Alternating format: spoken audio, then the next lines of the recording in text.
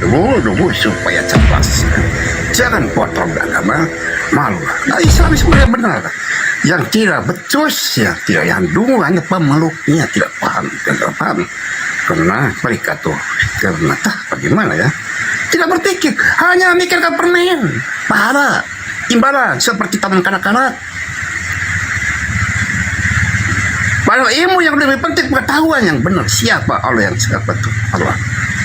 Hanya melakukan permen, tidak butuh ya, tidak butuh pengetahuan siapa Allah, siapa itu akar kata Tuhan. Tuhan akar kata sesuatu kebutuhan di dalam semesta alam. Dikatakan Tuhan kebutuhan. Kapan itu? Sudah ribuan tahun. Sampai metong tidak tahu Allah yang sebetulnya. Tuhan yang sebetulnya tidak tahu mereka. Ya itulah, mereka buta pikiran. Karena dogma pembodohan. Padahal itu kita pembodohan. Karena surat ini sudah populer. Bukan rahasia lagi. Tapi mereka tidak tahu Allah yang sebetulnya. Siapa Allah? Allah sudah katakan nih, baca Bismillahirrahmanirrahim, Alhamdulillahirabbil alamin. Sebagai akar kata Tuhan, satu kebutuhan kita hidup di semesta alam ini. Tapi mereka gagal paham satu memahami beragama. Agama sudah gagal paham, suatu akidah pun mereka sudah gagal paham. Tidak berhasil karena kedunguan. Hanya mereka berpermen riak sekucia. Tapi ilmu yang tidak dipentingkan, hanya sekedar baca, nanti dapat permen. Itu hanya bikin permen aja, permen. Tapi ilmu ini tidak dipahami, padahal ini bukan rahasia. Sudah populer surat ini ya. Sudah populer. Robil alam, sudah populer. Tapi mereka pasti tunggu. Pasti pembacanya. Bismillahirrahmanirrahim. Alhamdulillahirabbil alamin. Ya, sudah populer. Tiap hari dibaca. Bukan lagi rahasia. Tapi mereka masih tidak tahu siapa Allah yang sebetulnya. Aduh, bangsa ini. Gak pahamnya. Kalau manusia tahu, dia tidak tahu Tuhan. Allah meliputi seluruh alam, tahu. Masih tahu, tapi masih gak paham. Allah tidak jauh dari ilmu. Benar itu sih benar. Cuma yang tidak benar itu pemeluknya yang dungu. Pemeluknya. Agama jadi kacau, pada agama tidak kacau. Akidahnya kacau. Siapa tahu? Yang paham Allah itu seperti kayak raja ya, seperti besar raksasa itu. Pahami seperti itu, bukan seperti itu ya. Allah udah maha besar, maha luas, maha tak terbatas, meliputi seluruh alam, mencipta. Mereka tidak tahu apa yang dibaca. Agamanya sudah ngawur ya. Agama tidak buat aturan, semua ngawur semua. Dari kedungan, dari kebotolannya sendiri. Malah batu segi empat cium-cium sebagai penembus dosa benar dari agama. Aduh, apa? Karena mereka seorang suci, orang yang berilmu, tapi bukan orang berilmu, orang yang dungu. Orang dungu. Karena ya sekarang belum bisa membaca. Akar kata teks tidak bisa, akar kata satu kalimat tidak bisa dibaca, diartikan. Mereka tanya baca aja. Kecerdasan, gagal paham. Memang ya, ini guru-guru kacang goreng yang satu cerdas bangsa ini. Hanya bisa membaca, nyampaikan. Ya kalau benar, tidak usah rindu. Yang 7 ayat aja udah pelajari itu sesuatu. Itu puncak tertinggi dalam sebuah agama.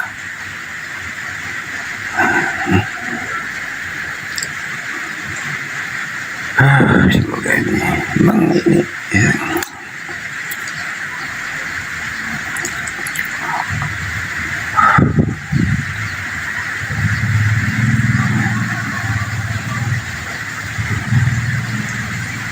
Kapan ya? Kasihan anak-anak bangsa ini, kasihan ya mereka tuh ya seolah ingin berbuat ini, tapi mereka tidak tahu masih dalam tersesat ya, padahal mereka jalan bakal wala dolin amin, bukan kau memukaikan bukan mereka, dan mereka sesat tapi sesat sih tidak tahu jalan. Kenapa tidak tahu jalan? Sudah baca, udah petunjuknya sudah ada, masih juga sesat, petunjuk sudah ada, pandangan sudah ada, tapi mereka tidak tahu apa yang dibaca yang petunjuknya. Petunjuknya sudah ada, generasikan ya. Tidak tahu apa yang dibaca mereka. Hanya yang diharap permen.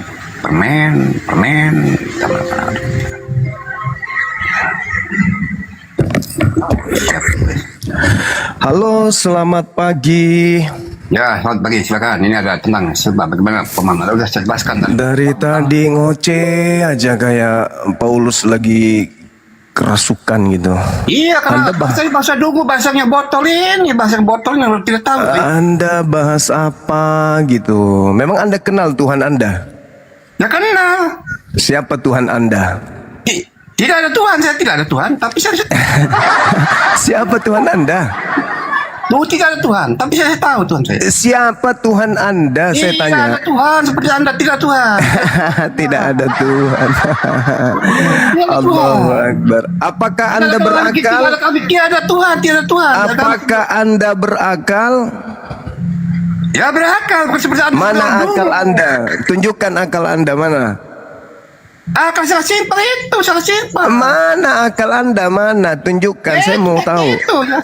Mana? Itu. Mana akal Anda? Mana? Makanya Anda sandrasi dengarkan supaya Anda Mana akal Anda? Saya mau tahu di mana akal Anda? Mana? Saya mau lihat. Anda tidak ada bisa menunjukkan akal. Berarti Anda nggak waras karena tidak ada akal. Mana akalnya? Dari tadi kok ngomong, tak apa-apa di ngomong.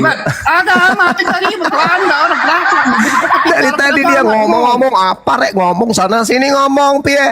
Ditanya akalnya mana nggak bisa nunjukin. Mana akalnya coba lihat. Ya punya akal, berarti kamu tidak bisa punya akal karena dulu. Oh, Anda nggak punya akal? Saya punya akal karena saya seorang. Nah, mana? Coba, saya mau lihat akalnya mana? Bagaimana? Mana akalnya? Saya mau lihat. Katanya Anda kan tadi mengatakan Tuhan umat Islam itu tidak ada. Anda sampai bahas-bahas surah Al-Fatihah. Anda mengatakan Tuhan itu tidak ada karena Anda tidak bisa lihat. Nah, sekarang saya tidak bisa lihat akal Anda. Apakah Anda punya akal? Ada nggak Tuhan? Dalam Islam nggak ada Tuhan. Masuk lagi rapid dahulu pagi-pagi. Pagi-pagi udah kerasukan setan. Saya tanya, Ya, kau punya akal nggak? Kamu punya akal tidak? Kamu punya akal tidak? Bodoh bangsa sendiri kalian tuh. Kau punya akal nggak? Ya punya, kenapa Mana? pikir saya tuh? Mana? Tunjukkan akalmu mana? Tunjukkan, saya mau lihat. Ya akal seperti apa? Ya akal itu akal itu ya. Ya mana akalmu mana? Mau lihat. Anda ini kalau menjadi manusia, jadilah manusia, jangan jadi setan. Masuk lagi lah puru-puru kakang. Mana coba tunjukkan mana akalmu mana? Saya mau lihat. Saya ini mau edukasi kepada bangsa yang tunggu-tunggu. Oh, kamu tidak ada akal, makanya kamu tidak bisa tunjukkan karena kau tidak punya akal gitu. Kalau Anda ini hanya bisa baca bangsanya sendiri. Anda menghujat dari tadi ngomong sendiri, bahas Al-Fatihah. Tuhan itu apa? Giliran ditanya mana akal Anda? Ada. Mana coba tunjukkan. Ya. Mana akalmu? Akal apa? Mana? Akal seperti apa? Akal berpikir. Bingung akal apa? Akal seperti apa? Berarti kamu tidak punya akal karena kamu tidak bisa menunjukkan. Katanya kalau tidak bisa ditunjukkan itu sesuatu tidak ada yang tidak ada berarti. Tadi kau membahas Islam, kau membahas surah Al-Fatihah, kau membahas tentang Allah. Kau katakan umat Islam tidak menyembah sesuatu yang tidak ada. Nah sekarang saya tanya, apakah kamu punya akal? Ya punya. Mana? Tunjukkan. Kalau sebagai itu tidak tahu, saya tahu. Ya kalau saya menjelaskan sampai apa. Tadi boleh kata bang, bedau. Aku tuh kan bedau. Ada bedau. Bedau. Mana akalmu? Tunjukkan akalmu ke saya sekarang. Bagaimana Anda tuh? Mana? Tunjukkan akalmu coba. Saya mau lihat. Anda ini mau cerdas apa udah bapak? Mana akalmu? Saya mau lihat. Saya bukan mencari apa-apa. Kalau kamu tidak bisa menunjukkan akalmu sebagaimana tuduhanmu terhadap umat Islam, maka saya katakan kamu itu tak berakal alias kamu itu monyet. Ya saya itu banyak. Anda tuh harus tidak berakhlak. Boleh nggak saya panggil kamu monyet? Ya terserah Anda, ada yang berdosa sendiri. Tidak berakal. Tahu kepada orang dungu, orang bodoh. Kamu itu tak berakal karena kau tidak bisa menunjukkan akalmu mana. Mana akalmu? Kalau sebetulnya tidak tahu, mereka tidak tahu. Hanya mereka hanya ngomong sendiri. Ini ternyata buka komal dari tadi ngomong entah apa-apa. Bismillahirrahmanirrahim. Alhamdulillahirabbil alamin. Yes, bahas-bahas Islam. Katanya Allah tak ada karena tidak bisa dilihat. Sekarang kau punya Tuhan nggak punya akal? Kau punya akal nggak? Itu kan orang dungu. Ada kau punya akal nggak? Kau punya akal nggak? Kau punya akal nggak? Kau punya akal nggak? Sekarang ada banyak Pak. Tadi kau ada nggak akalmu? Ada nggak akalmu? Ada tunjukkan kepada saya akalmu. Tunjukkan akalmu kepada saya coba. Akalmu tunjukkan kepada saya coba. Tunjukkan kepada saya mana? Tunjukkan kepada saya akalmu mana? Tunjukkan mana akalmu? Ya, ada. Akalmu tunjukkan. Akal yang mana tunjukkan? Tunjukkan akalmu. Aku mau lihat. Kalau kau bisa tunjukkan akalmu berarti kau ada punya akal.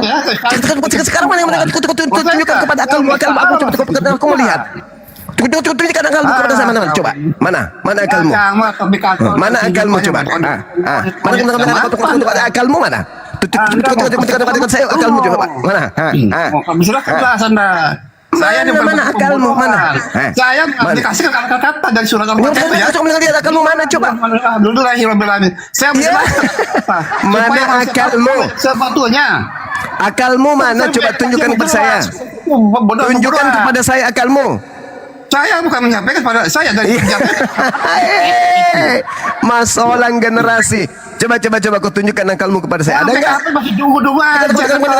Akalmu mana? Coba. Allah yang coba akalmu mana? Coba akalmu mau lihat. Akalmu mana? Coba. Akalmu mana? Akalmu coba. Mana? Tunjukkan.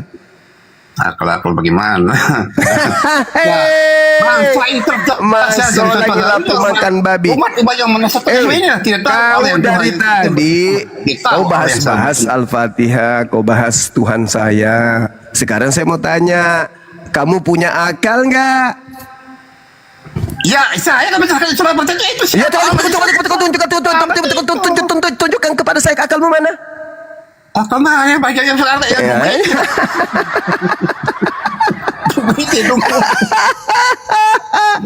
sesuatu yang tidak bisa dilihat oleh matamu, sesuatu yang tidak bisa dilihat oleh matamu, kau katakan tidak ada.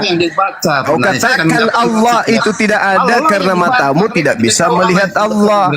Sekarang coba, bisa nggak matamu melihat akalmu? Ya berarti sakit bisa. Coba, bagaimana caranya matamu melihat akalmu? Sebetulnya ya. Anda itu dulu. Bagaimana kamu melihat akalmu coba? Ya berakal, aku punya pikiran bos. Iya, bagaimana caranya kau buktikan kalau kamu bisa melihat akalmu coba? Botol. Tapi nggak apa-apa ya seperti adanya bisa. Botol. Di semesta alam sebetulnya betul. Aku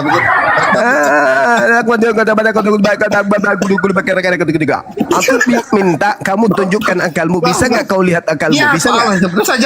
Bisa tidak kau lihat akalmu? Bisa nggak? Ya itu yang bodoh itu yang.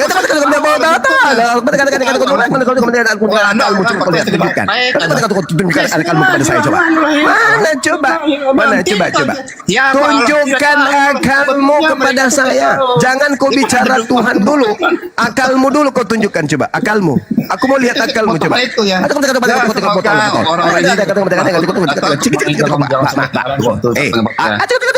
Apa kata kau? Mana akalmu coba? Indonesiaku, Indonesiaku di ujung tahun 2025. Ada pendudukmu yang aneh. Semoga mana akalmu coba akalmu saya mau tahu.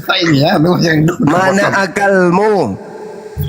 Ya akalmu siapa? Ya tunjukkan juga akal kamu sekarang. Mana tunjukkan di mana? Saya mau lihat akalmu mana coba akalmu.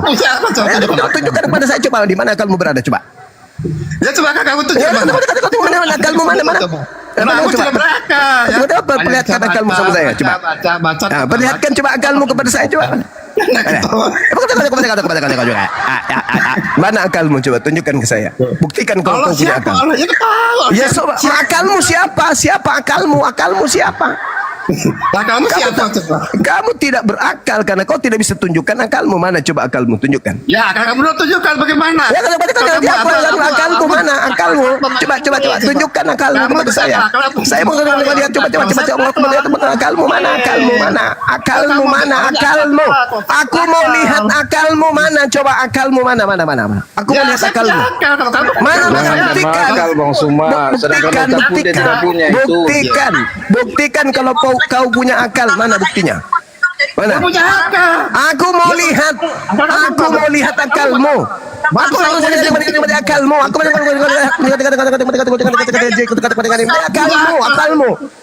mau lihat akalmu. Aku mau lihat akalmu. Akalmu mana coba? Mana akalmu? Aku mau lihat akalmu. Aku mau lihat akalmu mana? Ya akal kamu dulu. Sekarang kamu akal siapa? Akal kamu bagaimana? Duduk. Aku melihat akalmu.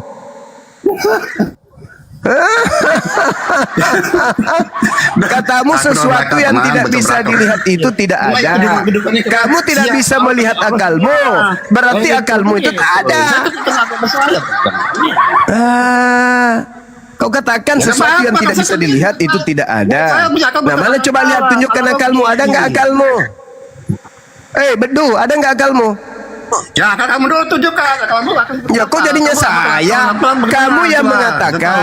Kamu yang mengatakan bahwa sesuatu yang tidak dilihat itu tidak ada.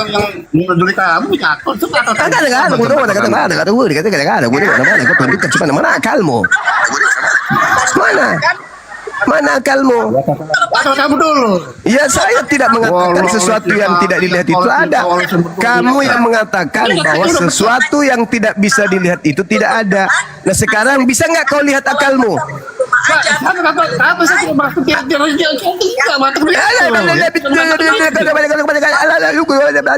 Saya tanya, bisa nggak kau lihat akalmu?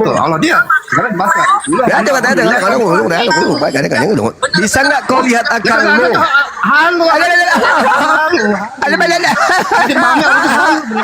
Saya cuma bertanya, bisa nggak kau melihat akalmu? Bedu, bisa nggak kau lihat akalmu? Mana coba akalmu mana? Mana akalmu mana? Coba tunjukkan akalmu mana? Aku mau lihat akalmu. Aku mau lihat. Aku mau lihat akalmu mana? Akal kamu saya bukan lain. Saya masih dari Bismillah. Akalmu mana? Terlalu jauh kau membahas Al-Quran. Akalmu dulu, tunjukkan akalmu. Bisa nggak kau tunjukkan sama aku akalmu? Kamu ini. Aku cuman pengen lihat akalmu, ada nggak? Sholat rajin tapi tidak tahu apa yang dibahas seperti burung. Iya, kamu ngomong tapi kau tidak berakal. Kau menggunakan akal tapi kau tidak tahu akalmu ada atau tidak ada. Aku cuman mau tahu ada akalmu nggak? Akalmu ada nggak? Akalmu ada nggak? Akalmu ada nggak? Akalmu ada tidak? Akalmu ada nggak? Akalmu ada nggak? Ya ada lah. Mana tunjukkan. Cuma kamu hanya kebakalan, suatu hanya ngadali orang aja.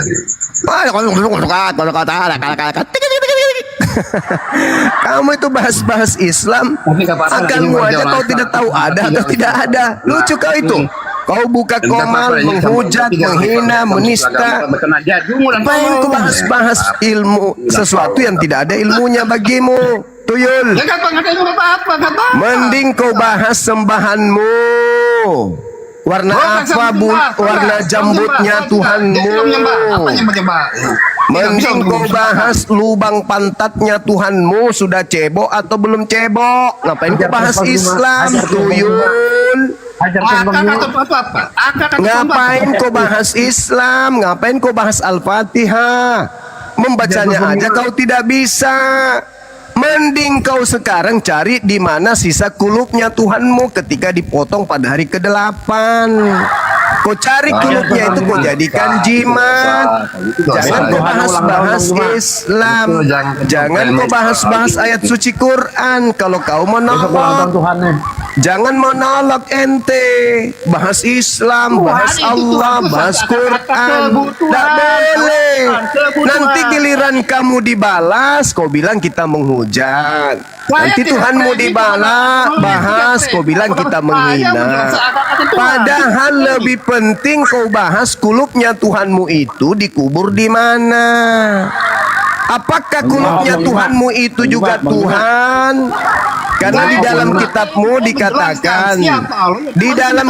dikatakan Kolose 2 nomor 9 bahwa segala tubuh Yesus itu adalah kepenuhan keteosan. Pertanyaan saya, apakah kulupnya yang terpotong itu juga teos? Hah? Apakah kulupnya yang dipotong itu sisa kulupnya juga adalah teosmu? Itu yang kau bahas, jangan kau bahas-bahas Islam, menolak lagi. Kau menolak bahas Al-Fatihah, kau menolak bahas Allah, bahas Al-Quran. Ngapain coba? Giliran kau dibalas, kau meradang, kau menangis. Kau ditanya tentang akalmu aja, kau nangis. Coba saya tanya samamu, apakah sisa sunatnya Tuhanmu itu juga Tuhan? Jawab. Penyesat ini apa? Kau cuma bisa kayak gitu. Penyesat bangsanya sendiri nih. Penyesat bangsanya sendiri nih. Kau seorang diri tadi di sini. Aku dapat kau bahas Al-Fatihah tadi. Kau kedapatan membahas Tuhanku Al-Fatihah. Padahal kau seorang diri. Kau menolak dari tadi subuh, kau menolak bahas Islam, bahas Allah, bahas Al-Fatihah. Coba, apa untungnya samamu? Giliran saya naik ke sini, saya tanya akalmu ada atau enggak ada? Apa kau bilang? Ada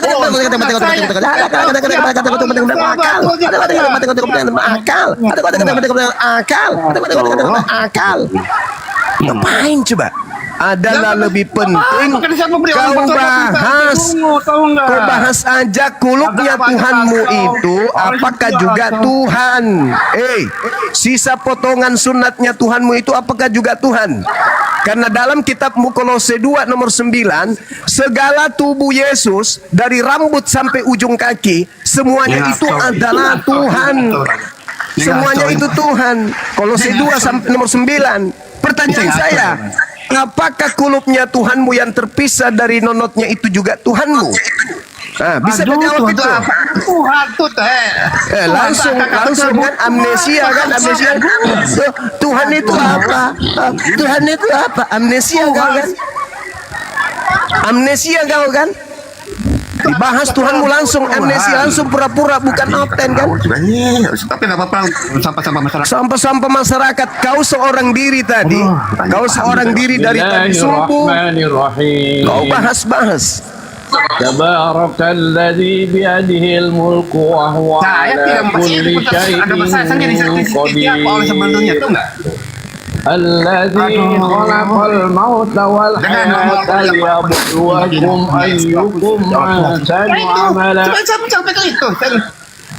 wa huwal azizul ghafur. Tuhan akan kata ada satu kebutuhan. Alladzi خلق سبع سماوات طباقا Rame-rame ما sebentar supaya orang ترى begitu. في خلق الرحمن من تفاوت Rame-rame sebentar orang فارجع البصر هل ترى من فطر ثم ارجع البصر كرتين ينقلب إليك البصر خاشعا وهو حسير. Malah ya agama itu satu, ini tentang akidah. Agama satu aturan sudah kacau, ini kacau juga. Hajar Bang Juma, hajar. Iya, lucu orang ini. Dia menolong Ya, Bang. sendiri, dia ngomong dia sendiri bahas tentang surah Al-Fatihah, tentang Beleng-beleng Allah. itu Bang, beleng-beleng itu Bang. Tidak boleh kau Beleng dia, Bang. menolong. Apa biasa. Jangan kamu monolog Ah, boleh membahas biasa. sembahan Biasa. orang lain. Ini Tapi negara kalau orang boleh hukum. siksanya, berapa? Tak boleh kau menyerang kalau kamu dalam ranahnya bukan diskusi. Apa kapasitasmu coba monolog bahas Al-Fatihah? Betul. Hah? Biasa saja, bukan siapa-siapa saya. Tapi saya Nah, terus kenapa kau bahas Al-Fatihah seorang diri? Habis itu kau Ya, untuk pribadi kasih saya, kesimpulan. aplikasi apel-kata karena mereka kalian hanya baca aja, karena baca tidak tahu apa yang dibaca. Loh, kata siapa kami tidak tahu? Buktinya tidak ada umat Islam itu yang kemudian menyeleweng dari Qur'annya. Surah Al-Fatihah. Alhamdulillahi Rabbil Alamin. Segala puji bagi Allah Tuhan semesta alam. Tak ada umat Islam yang memuji kemudian pohon, memuji batu, memuji kemudian alam ini selayaknya memuji Tuhannya. Tak ada kemudian Islam tidak paham itu. Ar-Rahmanir Rahim. Orang Islam Tapi seluruhnya maksudnya apa? tahu Tuhan itu maha pengasih lagi maha penyayang. Justru situ siapa? yang aneh. Situ yang Allah aneh. siapa? Allah siapa? Tuhannya Allah Subhanahu wa taala. Siapa? Apalagi? Ya siapa? Allah siapa? Allah Tuhan kami itu Allah. Makanya kalau kau tidak paham Ya Islam siapa? jangan kau bahas Bukan Islam. siapa? Di mana Tuyul. adanya? Tuyul, Tuhan kami Allah. Kalau kau tidak tahu Islam ngapain kau bahas Islam? Mereka tidak tahu Allah yang sebetulnya. Padahal dia sudah membacakan Allah meliputi seluruh alam. Tidak tahu Allah sebetulnya. Waduh, bahaya. Nah sekarang Tidak kamu tahu. sendiri akalmu kau tahu nggak akalmu? Aduh, udah orang tidak tahu ya. Tidak tahu. Nah, Ini orang dia kamu ingin meliputi terkait dengan pencipta alam semesta. Sekarang kau itu tahu tentang pencipta. Sekarang giliran saya tanya, diri lu sendiri gue tanya, lu tahu nggak kau punya akal atau tidak punya akal? Lu bisa nunjukin akalmu nggak? Baca aja suara. Sepandai kau itu. Bahas-bahas Islam, bahas-bahas Allah, menolong lagi. Sementara kau sendiri, akalmu sendiri kau tidak tahu. Kau punya akal, punya. Mana tunjukkan kepada saya. Allah meliputi seluruh alam, ya. Allah maha luas dan terbatas. Tidak tahu, mereka tidak tahu. Kasihan. Nah, terus akalmu ada nggak? Ada. Coba tunjukkan akalmu kepada saya. Coba. Dia tidak tahu Allah yang sebetulnya. Siapa Allah yang sebetulnya. Mereka tidak tahu. Coba. Lupa di dunia. Coba Mereka kau sudah tunjukkan pusat, akalmu. tidak Kau tahu. tunjukkan Dusta. akalmu. Ada dalam dusta. Tunjukkan akalmu. Coba kau tunjukkan akalmu. Akalmu aja dulu. Nggak usah Tuhan. Dusta mereka bersaksi dalam hal itu dusta. Tidak usah akal. Tidak usah Tuhan. Akalmu aja dulu coba. Coba sadar, coba bertobat ya. Akalmu coba. Akalmu saya mau tahu mana akalmu. Akalmu dulu. Kembali ke Eh. jalan. Eh. Terus, Akalmu kembali ke- dulu. Kembali ke jalan yang benar semoga. Akalmu mana? Mana akalmu? Akalmu tunjukkan akalmu dulu. Rahmat kepadamu yang dari semesta alam memberi keselamatan. Akalmu mana akalmu tunjukkan dulu akalmu. Akalmu dulu kau tunjukkan. Ada yang dipahami. Kau punya akal nggak? Kau bahas-bahas Islam menolok kau. Mana dia ada akal Bang? Kalau dia Nah, itu berakal dia. dia tidak akan mengikuti ajaran-ajaran sesat Bang. Aneh dia menolok sendiri bahas Allah, bahas Rasulullah, bahas Islam. Tidak boleh begitu. Kau boleh bahas tentang Islam kalau ada lawan diskusimu. Kau diskusi yang baik. Betul. Kau boleh Berarti discuss. ngotot-ngototan di Betul, situ. ya. Betul bang. Jangan kau bahas sendiri. Kau menghujat Islam seorang diri kau di Ya, atas. saya orang Islam, kenapa menghujat agama saya sendiri? Anda bisa menghujat agama sendiri. Ya, sekarang mengaku Islam lagi. Kan ada bodoh-bodohnya memang kau itu sakit kau itu. Gangguan jiwa rupanya kau ya. Ini orang yang berduri, berarti orang berduri ya. Orang suka Tadi enggak, katanya tadi Islam dihujatnya. Sekarang dia mengaku Islam. Oh ya, sudah udah framing nggak benar tuh. Anda itu Saya rekam, Bang. Udah saya rekam, Bang. Saya rekam. Gangguan jiwa kau rupanya. Tidak boleh kau menolong. Menduga-duga orang-orang. Udah. Kita kasih salib aja ini sekalian ini si hostnya ini. Kita salib ya. Jangan disalib. Ya. Nanti disembah lagi sama orang lain. Nah, Berarti ada ke hotel ya, hotel ya gitu. Aku saya ini serang, aku tidak buat apa ya gitu. Orang yang tahu. Aku ingatkan ya, jangan kau menghina. Tidak boleh kau menghina sembahan orang-orang yang ada di Indonesia ini yang punya agama gitu loh. Tidak boleh. Semua juga orang kalau beragama, kalau punya aturan pasti orang beragama, tahu enggak? Iya, tapi kamu tidak boleh. Kamu boleh berdiskusi, boleh keras-kerasan kalau ada lawan diskusimu. Jangan kau bicara sendiri menghujat Islam seorang diri lagi. Kau bahas-bahas Al-Fatihah. Apa? Saya menghujat, saya orang membela Islam, kamu juga membela Islam yang dungeng-dungeng baca kita tahu siapa orang itu. hai Puki, dengarkan Mas bicara itu. Kamu tidak boleh menghina Islam dalam keadaan sendiri. Tidak boleh kau menolong. Kecuali kamu sedang diskusi atau sedang debat. Adalah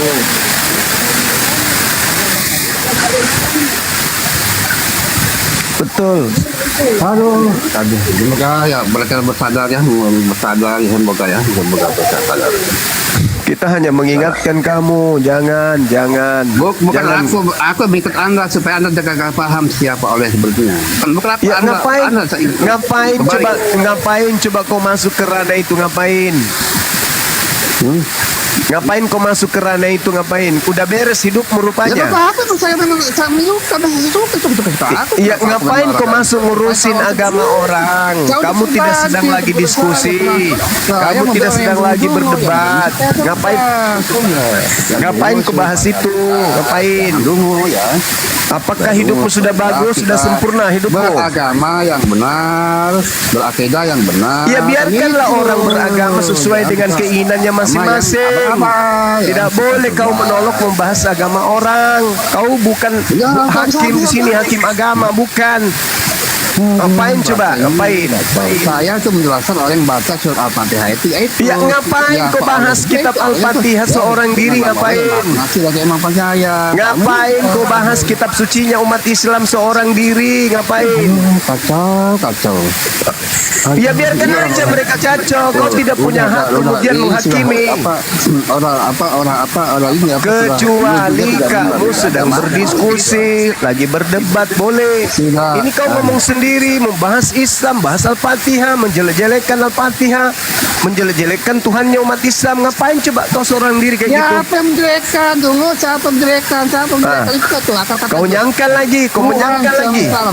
Tuhan ternyata tidak menjelekkan itu. Tidak bisa menjelekkan. Saya mendukung suatu benar. Cuma Anda suka framing, Anda itu timbulan dosa. Bertobatlah kalian. Nah, siapa Allah yang disembah oleh umat Islam? Bertobatlah kalian, bertobat. Siapa Allah yang disembah oleh umat Islam? Hidupnya perjalanan menuju ke metong. Anda nanti akan bertanggung jawab perbuatan Anda, ucapan Anda sendiri. Saya memberi peran. Kepada orang lain kita terus. Ya. Ngomong sendiri kau. Ayam. Ini dulu. Supaya Anda juga. Ayam. Saudara kita ini dengan alma yang Ayam, mute. Lebay juga orangnya ini. Saya kaget, saya monitor loh. Kok ini ada orang bahas Al-Fatihah seorang diri, maki-maki Allah, maki-maki Al-Fatihah, maki-maki semuanya umat Islam. Maki-maki juga seorang diri. Saya menjelaskan surat Al-Fatihah itu siapa oleh itu surat Al-Fatihah itu. Coba kau jelaskan coba. Coba kau jelaskan. Coba kau jelaskan. Bismillahirrahmanirrahim. Coba kau jelaskan apa maksudnya itu.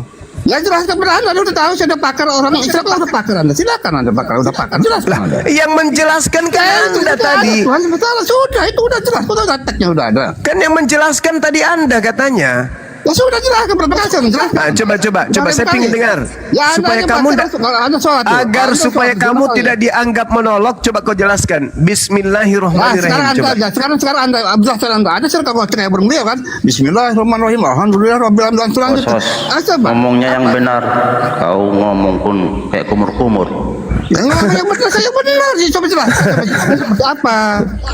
Coba tadi kau menjelaskan Apa? tentang bismillah coba. Ini orang tersesat udah orang kayak gini males lah. Hah? Orang tidak. Gangguan Ngomong jiwa kayak kau itu. kumur-kumur. Kau gangguan jiwa tapi jangan kau pamer. Gangguan jiwamu Ngomong di aja dalam kayak kamar kumur-kumur. aja. Jangan kau live-kan. Hah? Boleh Aduh. kau gangguan jiwa boleh tapi jangan kau pamer. Pamer apanya? Saya memberi jelas siapa Allah sebenarnya kan tahu ya. Coba kau jawab siapa Allah sebenarnya? Siapa Allah sebenarnya itu siapa? Ya itu. Coba kau jelaskan siapa Allah yang sebenarnya? Apa kita memberi edukasi penjelasan supaya orang gagal paham. Allah itu adalah Apa coba? Allah siapa? lah kamu yang menjelaskan bukan saya. Aduh, Allah tuh betul kayak sosok kayak presiden gitu kayak rancun. Aduh tuh orang kuno tuh. Masa Allah kau bilang orang kuno? Kan aneh memang kau ini sakit jiwa Allah memang kau. berbahan kayak presiden kayak raja sama. Kan sosok kayak gitu. Kalau tuh nama tuh Saya naik ke sini karena saya kaget kau menolong, kau seorang diri. Datang saya, kita berdua. Saya dengar-dengar, kau semakin aneh kau penjelasanmu tentang Al-Fatihah. Kau bahas tentang Tuhan yang umat Islam. Umat Islam itu kayak mana? Mana aneh, cuma anda aja tidak paham. Bismillahirrahmanirrahim. Alhamdulillahirobbilalamin. Tidak paham tuh anda apa tidak paham apa dibaca supaya cerdas. Semoga anda menjadi agama yang benar karena sholat itu tiang agama. Sholat itu tiang agama mencegah perbuatan keji dan agar kita kehidupan berbangsa bernegara tidak kacau ya, kawan ya. Semoga anda paham tentang agama ya. Semoga anda ya tentang kita hidup rukun. Makanya kalau sudah paham tentang Pancasila jangan suka ngomong-ngomong agamanya orang. Kamu itu Islam, aku Islam tapi Kristen. Buktinya kamu sendiri Kristen. Oh udah, sekarang kalau Kamu agama apa sih sebenarnya? Kalau saya betul Kristen seperti kita perhatikan. Kalau anda sekarang orang Islam, Tadi dia ngaku Kristen, habis itu ngaku Islam. Menanggung dosa saya, menanggung dosa aku ya. Itu namanya si dua jambar itu. Mampir, Jambar bosnya dan ini. menuduh saya kepada saya bukan. Kalau dari judulnya aja udah harap kalau dia bukan Islam, Bang. Gak apa-apa dia dosa itu kita harus terkuras dulu seberapa keberanian dosa kita tidak kepada dia semoga begitu ya. Karena dia suka memfitnah orang lain tentang agama tidak boleh memfitnah orang lain yang tidak benar. Kurasa hostnya ini lidahnya pendek ini. Ngomong aja kayak kumur-kumur. Ya nggak apa-apa, sekarang udah nggak apa-apa, pendek panjang saya mencari kebenaran, saya mencari. Kayaknya ada yang koslet ini, ada yang koslet ini, Bang. Iya, ada ini Bang. Ada lari ampernya Bang Bos. Aku pun bingung sendiri nih. Ngomong aja tak jelas dia gimana itu. Dari tadi dia ngomong sendiri, dia bahas Islam, bahas Al-Fatihah. Saya naik ke sini. Ya kak. Karena itu Kacau kalau ini, bahasa Bos. jadi Bismillahirrahmanirrahim. Nah, mulai lagi kan?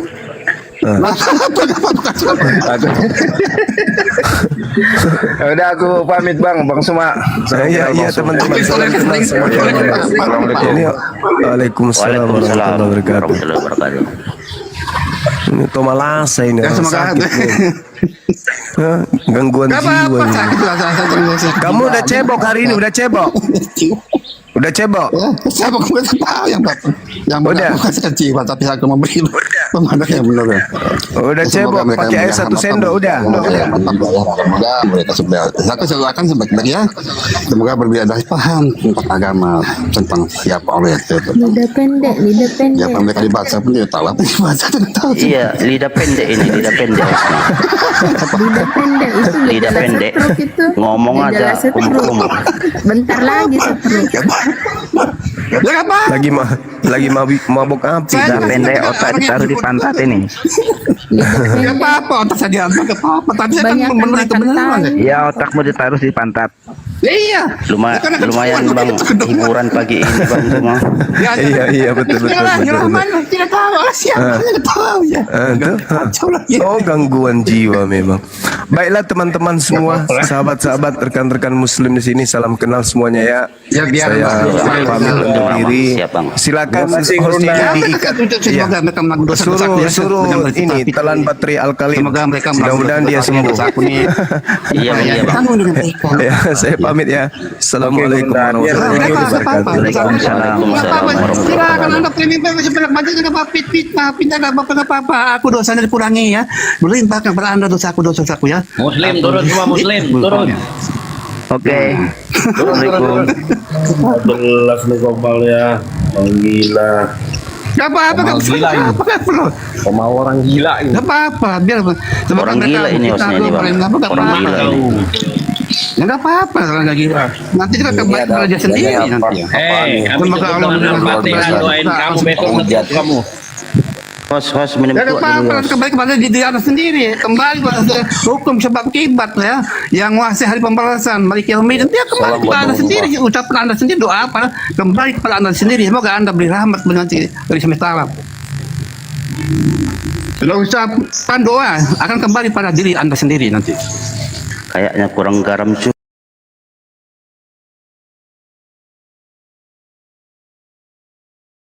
Pernah kau dengar? Jadi kalimat roh itu mewakili kalimat sesuatu yang memiliki eksistensi tetapi tidak nampak. Maka kalimat yang pas untuk mewakili itu ialah kalimat roh. Tetapi apakah Bapak itu roh? Bukan Pak Luki. Karena Bapak itu yang transenden, yang tidak terlampaui oleh panca indera manusia, tidak bisa disamakan dengan makhluknya. Roh itu ciptaan, sesuai dengan yang tertulis di Zakaria bahwa Elohim lah yang telah menciptakan roh pada diri tiap manusia. Jadi ketika Anda mengatakan bahwa Bapak itu roh, berarti Anda nggak paham isi Bible Anda sebenarnya. Itu Pak Luki, saya jelaskan sedikit kepada Anda. Itulah kesalahan Anda. Kami sudah menjelaskan tentang Trinitas itu sebagai tiga yang memiliki hakikat, substansi, ya esensi yang sama sebagai Allah. Artinya kalau Anda menganggap bahwa Yesus itu ciptaan ya dan Roh Kudus itu ciptaan, itu kan sudah bertentangan dengan kitab kami. Kalau Anda mau katakan seperti itu ya terserah Anda lah, tapi kami tidak mau paksakan sih. Kami hanya menjelaskan tentang keberadaan Allah yang esa itu, yang menyatakan diri dalam tiga pribadi itu, yang maha kuasa dari dulu sekarang sampai selama-lamanya, tidak dibatasi dengan ruang dan waktu. Nah, gitu aja Pak. Iya, makasih. Pak Bang Edos masuk dulu, Bang Edos. Bang Edos masuk dulu, tempat saya agak ribut soalnya. Dulu ya, teman saya mau kerja ya. Oke, siap. Sebentar Bang Luki, aduh. Dikit lah lagi. Masya Allah. Wah, kabur. Bang Edos. Enggak, sekali tadi saya dengar itu dia menyampaikan tentang bagaimana dia mengutip di dalam Matius 7. Itu sebenarnya apa sih yang dia maksud itu di dalam Matius 4 nomor 7? Apa sih yang dia maksud di situ, lalu dia mengatakan dia itu ahli-ahli kita? Sebenarnya banyak yang saya tanyakan tentang dia itu. Bahwa dia mengatakan ahli kitab, dia mengatakan bahwa tiga pribadi satu hakikat, itu juga yang saya mau tanya. Dan juga gini ya, dia berbicara tentang ontologis. Ontologis apa? Hipotesis itu apa? Itu yang saya mau tanya. Ya, izin Bang Edos, ada gurunda kita di bawah. Ada Bang Suma, naik gurundaku, Bang Suma, Masya Allah. Ada guru kita di bawah. Oh iya tadi Bang, oh iya insya Allah. Saya lihat tadi dia itu di komennya siapa ya tadi. Iya makanya itu, ada teman dia mengaku sebagai ahli kitab juga. Padahal saya ini hanya tanya, kalau umpamanya kamu itu ahli kitab, ya kan? Saya hanya ingin tanya, coba kamu berbedakan mana kitab sinopsis yang dari dikanonikan itu. Ternyata mereka nggak tahu itu apa itu kitab sinopsis. Ada berapa kitab sinopsis yang ngaku-ngaku sebagai ahli kitab. Lalu saya tanya juga tentang itu yang tadi dikatakan itu. Kalian mengatakan Yesus itu saya hakikat dengan Allah. Apa sih hakikat itu? Itu kan kita berbicara tentang esensi juga kan. Dan begitu juga dia berbicara tentang hipotesis tadi itu. Cuma keburu turun juga dia. Pingin deh itu tadi saya mau tanya apa sih yang dimaksud yang dengan dia katakan tadi itu. Ya, gurundaku, Bang Suma naik, Bang Suma, gurunda. Sabar dulu Bang Edos, sabar abang dah. Dari tadi Oke. Insya Allah. Masya Allah, ada gurunda kita. Assalamualaikum warahmatullahi wabarakatuh. Waalaikumsalam sahabat-sahabat warahmatullahi sekalian. wabarakatuh. Abang Dago. Waalaikumsalam. Masya Allah. Salam kenal semuanya ya.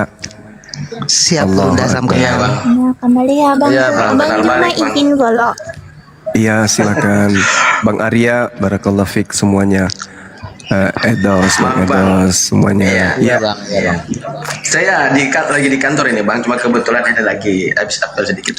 Jadi Masya Allah, saya masih ingat sama Bang Zuma ini, saya mungkin 3 kali ini sampai sekomal sama Bang Zuma. Itu hari komalnya Bang Murah Hati. Pada saat kejadiannya Kendi Susanto itu Bang, kita berdua di situ. Saya sementara diskusi sama Bang Kendi Susanto. Iya, saya sementara diskusi sama Bang Murah Hati, Abang naik. Tapi Abang dikek di situ. Cuma mungkin mereka takut sama Burunda, mungkin seperti itu Bang. Bang Suma aja Bangku. Iya, insya Allah. Sama Bang, saya juga yang dari Sulawesi, cuma saya sekarang itu kan dari Manado. Jadi saya sekarang menetap di Sulawesi Tengah sekarang. Siap. Ya, tapi Allah. izin Guru Daku saya jadikan moderator dulu supaya demi kondusifnya Komal nanti. Abang Daku Tabe. izin. Dia dari mana saudara ini? Disinjai kan dah. Mati Mija. Oh, pada sisut boleh. Anu loh. Iya. Anu loh. Oke. Oh iya, Silakan, Bang Zuma, silakan. salam dari Ambon Bang Zuma. Saya sahabatku Arya Ambon. Tuhan dari Ambon Bang. Masya Allah, saya dulu waktu masih kampus, sahabat-sahabat saya banyak dari Ambon. Orang-orang baik tuh, Muslim-Muslim Ambon itu luar biasa. Orangnya baik dan mereka bisa senasib seperjuangan. Hidup semati kalau kita berjuang sama teman-teman Muslim Ambon itu luar biasa. Allahu Akbar, Masya Allah. Kehormatan besar ini Bang. Saya komal Ya, dengan cuman Abang. mungkin saya nggak lama sahabat. Yang penting saya sudah follow, kita udah luaskan kemudian komal-komal Muslim untuk kita jabanin besok-besok ketika ada yang oten di sini. Karena saya ada janji jam 9.30 waktu Makassar. Siap Guru Daku.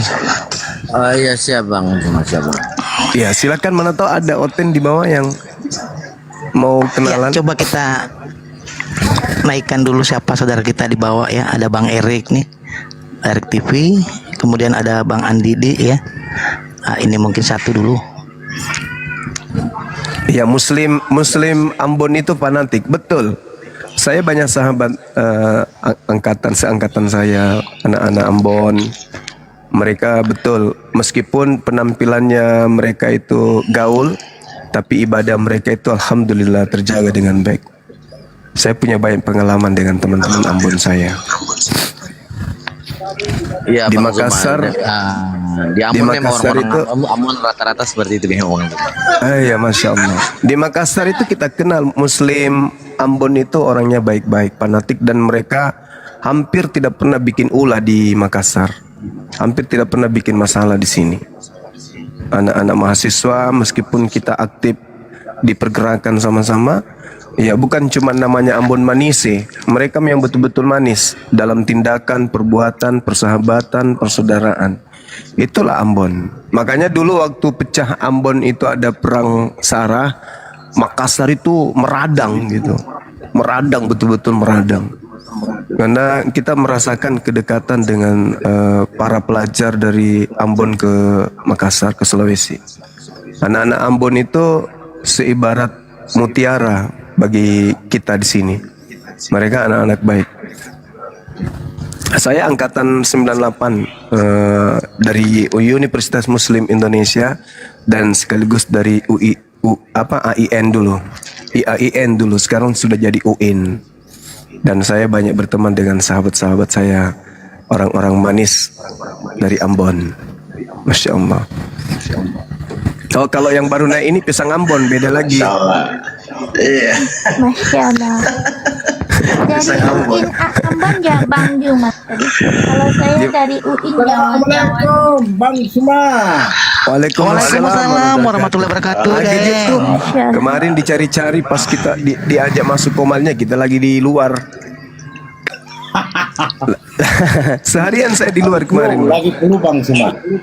Sama, saya pun begitu. Musim toh. Mungkin gara-gara otennya Bang Zuma. Ya bisa jadi. Kalau di Makassar musim flu, di Sinjai musim durian. Iya betul kan dak? Iya. Allahu Akbar, Masya Allah. Gurunda, ada tuh pobolo ngero do ero bandal bo janda tum sekamat tel pocel. Nulis kapan? Cocok nulis. Iya dah. Iya, Kan mau pakai api nih. Bone, ini rencana saya mau jadikan ketua saya, Bang Erik. Alhamdulillah. Segera. Ah, jangan lupa Rehan Bang Dalbo, jangan lupa Rehan. Bone Sinjai itu pilar Islam di Sulawesi kan Bone Sinjai. Iya. Kan bisa disatukan itu, Gurunda. Bone, Bisa. Sinjai, Wajo toh. Yang daerah sekitar di situ, jadi biar ini. Saya terserah Bang Dalbo saja bentuknya kayak gimana nanti itu koordinasinya sama Gurunda bagaimana. Betul. Ada ini. Iya, kami dari Apologet Pusat itu jarang ke Komalnya Bang Dalbo. Kenapa? Karena kami melihat beliau sudah bisa berdiri, materi-materinya juga sudah matang, narasumber juga yang ada di sana juga udah mumpuni. Jadi kami cuma memantau doang. Tapi sekali-sekali juga boleh teman-teman API naik ke atas. Jangan merasa wah ini kok kita nggak pernah didatangi. Bukan, karena kita menganggap Komal saudara Dalbo ini sudah bagian daripada medan yang kuat. Bukan ece-ece lagi kan gitu. Itu ada usulan dari teman-teman orang Bugis itu Bosowasi Gurunda. Cocok juga. Waalaikumsalam. Ya izin dah Abanda Bang Erik. Ya, saya izin dah yang Erik ya. Jadi begini Abandaku Bang Suma, saya salah satu bagian dari abangku juga Bang Dalbo Abandaku. Jadi saya kadang tuh minta himbauan beliau dulu kalau saya mau buka Komal gitu. Jadi artinya saya hormat sekali dengan beliau. Dia sebagai kakak yang sudah saya anggap kakak kandung sendiri Abandaku. Iya. Kan pilar Islam di Nusantara ini kan salah satunya itu dari Sulawesi Selatan.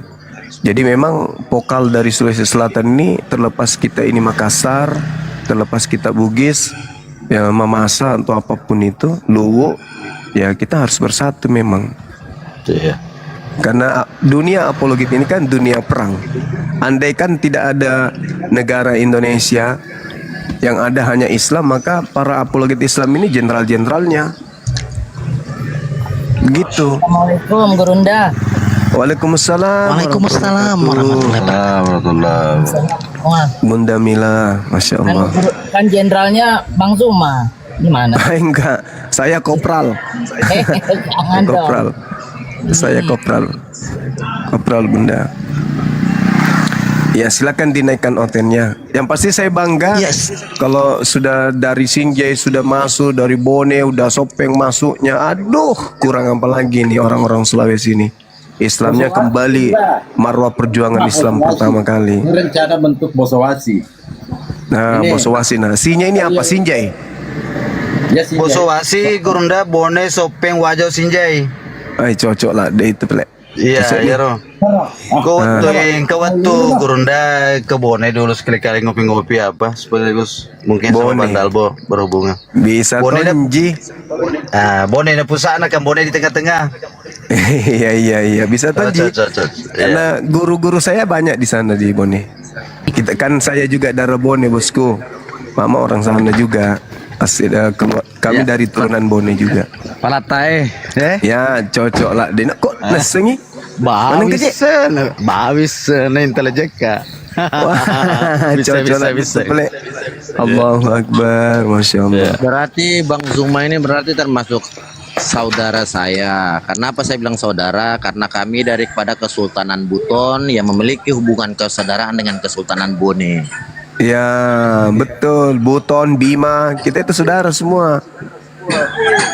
Kerajaan-kerajaan dari dulu Islam pertama itu ditegakkan. Iya, satu ras. Begitu Bunda. Kita semua bersaudara. Allah. Saya itu bang baru 2 kali saya injak Makassar bang. Itu pun Oh, ya? dikerung sama di Goa. Iya. Pada saat saya kan tablik bang. Masya Saya Allah. ikut tablik. Oh. Jadi saya itu ke sana sudah 2 kali. Kemarin itu pada saat COVID juga itu dengan 2017 itu bang. Jadi saya ikut tablik ke sana itu di Goa. 40 hari. 3. Ya 40 hari sudah bang. Cuma 4 bulannya ini yang belum bang. Soalnya terikat dengan pekerjaan bang. Allahu Akbar. Saya 3 bulan sudah, 3 hari sering dulu. Masya Allah. Ya 4 bulan Iya makanya yang situ belum. kenal sama Bang Dalbo, kenal sama Bang Arya Tokan ini kan mereka ini kita sering ngobrol-ngobrol tentang tablik itu kan Bang. Jadi makanya saya kenal sekali sama Bang Dalbo ketika dia katanya waktu pernah keluar di Manado. Itu. Iya. Saya 5 tahun. Syukur alhamdulillah. Teman-teman jamaah tabligh itu ya nyata dakwahnya kan gitu. Mereka betul-betul memperlihatkan hijrah yang nyata. Iya Bang benar. Ya naikkan noten. Banyak case yang Iya, kita Abang dapat, aku Bang. Pak Dalbo Selama izin kita keluar. izin ya izin daeng sudah saya irimkan momot dipilih-pilih yang mana Kristennya di bawah. Kayaknya ada banyak saudara kita ke Islam yang minta naik nih. Tapi Abang Daku silakan. Saya izin turun dulu bang ya, semuanya. Oh iya, tafadhol Bang Arya. Terima kasih hadirnya Bang Arya. Ya. Sehat terus, salam kenal ya Bang. Waalaikumsalam warahmatullahi wabarakatuh. Waalaikumsalam warahmatullahi wabarakatuh. Iya, ada Mbak Ariana mungkin ini kita sapa dulu ya Guru Daku izin dengan hormat tabe. Ya, selamat silakan, pagi silakan. untuk Ibu. Ya, selamat pagi untuk Ibu Riana. Assalamualaikum kalau Islam saudariku. Ya, selamat pagi untuk Ibu Ariana. Assalamualaikum kalau Islam saudaraku. Ya, final calling untuk Mbak Ariana monitor saudaraku. Terpencet. Oh ya, makasih ya Dea ya. Terima kasih. Saya izin 1 kursi untuk saudara kita Kristen lagi ya, karena ada guru kita Bang Suma di sini ya. Boleh ya adikku ya? Ya. Assalamualaikum. Ya, waalaikumsalam warahmatullahi wabarakatuh. Waalaikumsalam warahmatullahi wabarakatuh. Waalaikumsalam. Kasih tempat 2 hotel terapi. Iya siap, siap. Biarkan Bang Suma dikeroyok. Saya tadi salah masuk komal, kupikir orang sehat ternyata orang gangguan jiwa, gila. Iya, saya dengar di bawah itu Bang. Dia Islam tadi itu. Dia bahas tentang Al-Fatihah tadi. Untung Abang naik tadi. Iya, aku pikir sehat, tapi dia bukan Islam itu. Sepertinya Bang. Iya, awal-awalnya memang dia ngaku, malah dia hujat Islam tadinya. Makanya saya naik. Wah, ini kok makin seru ini hujatannya. Sendiri lagi. Itu makanya Abang bilang kan dia tadi itu monolog. Iya, kita bantu dia jangan sampai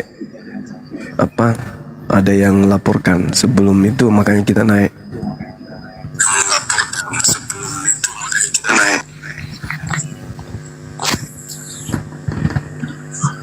Siregar kayaknya noise Bang Siregar.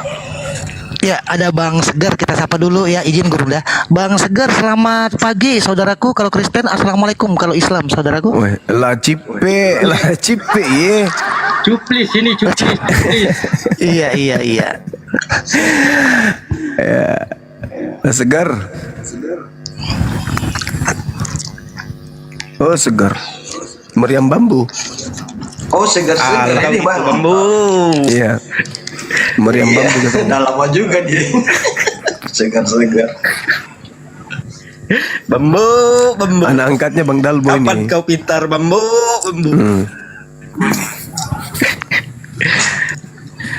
Bang Juma.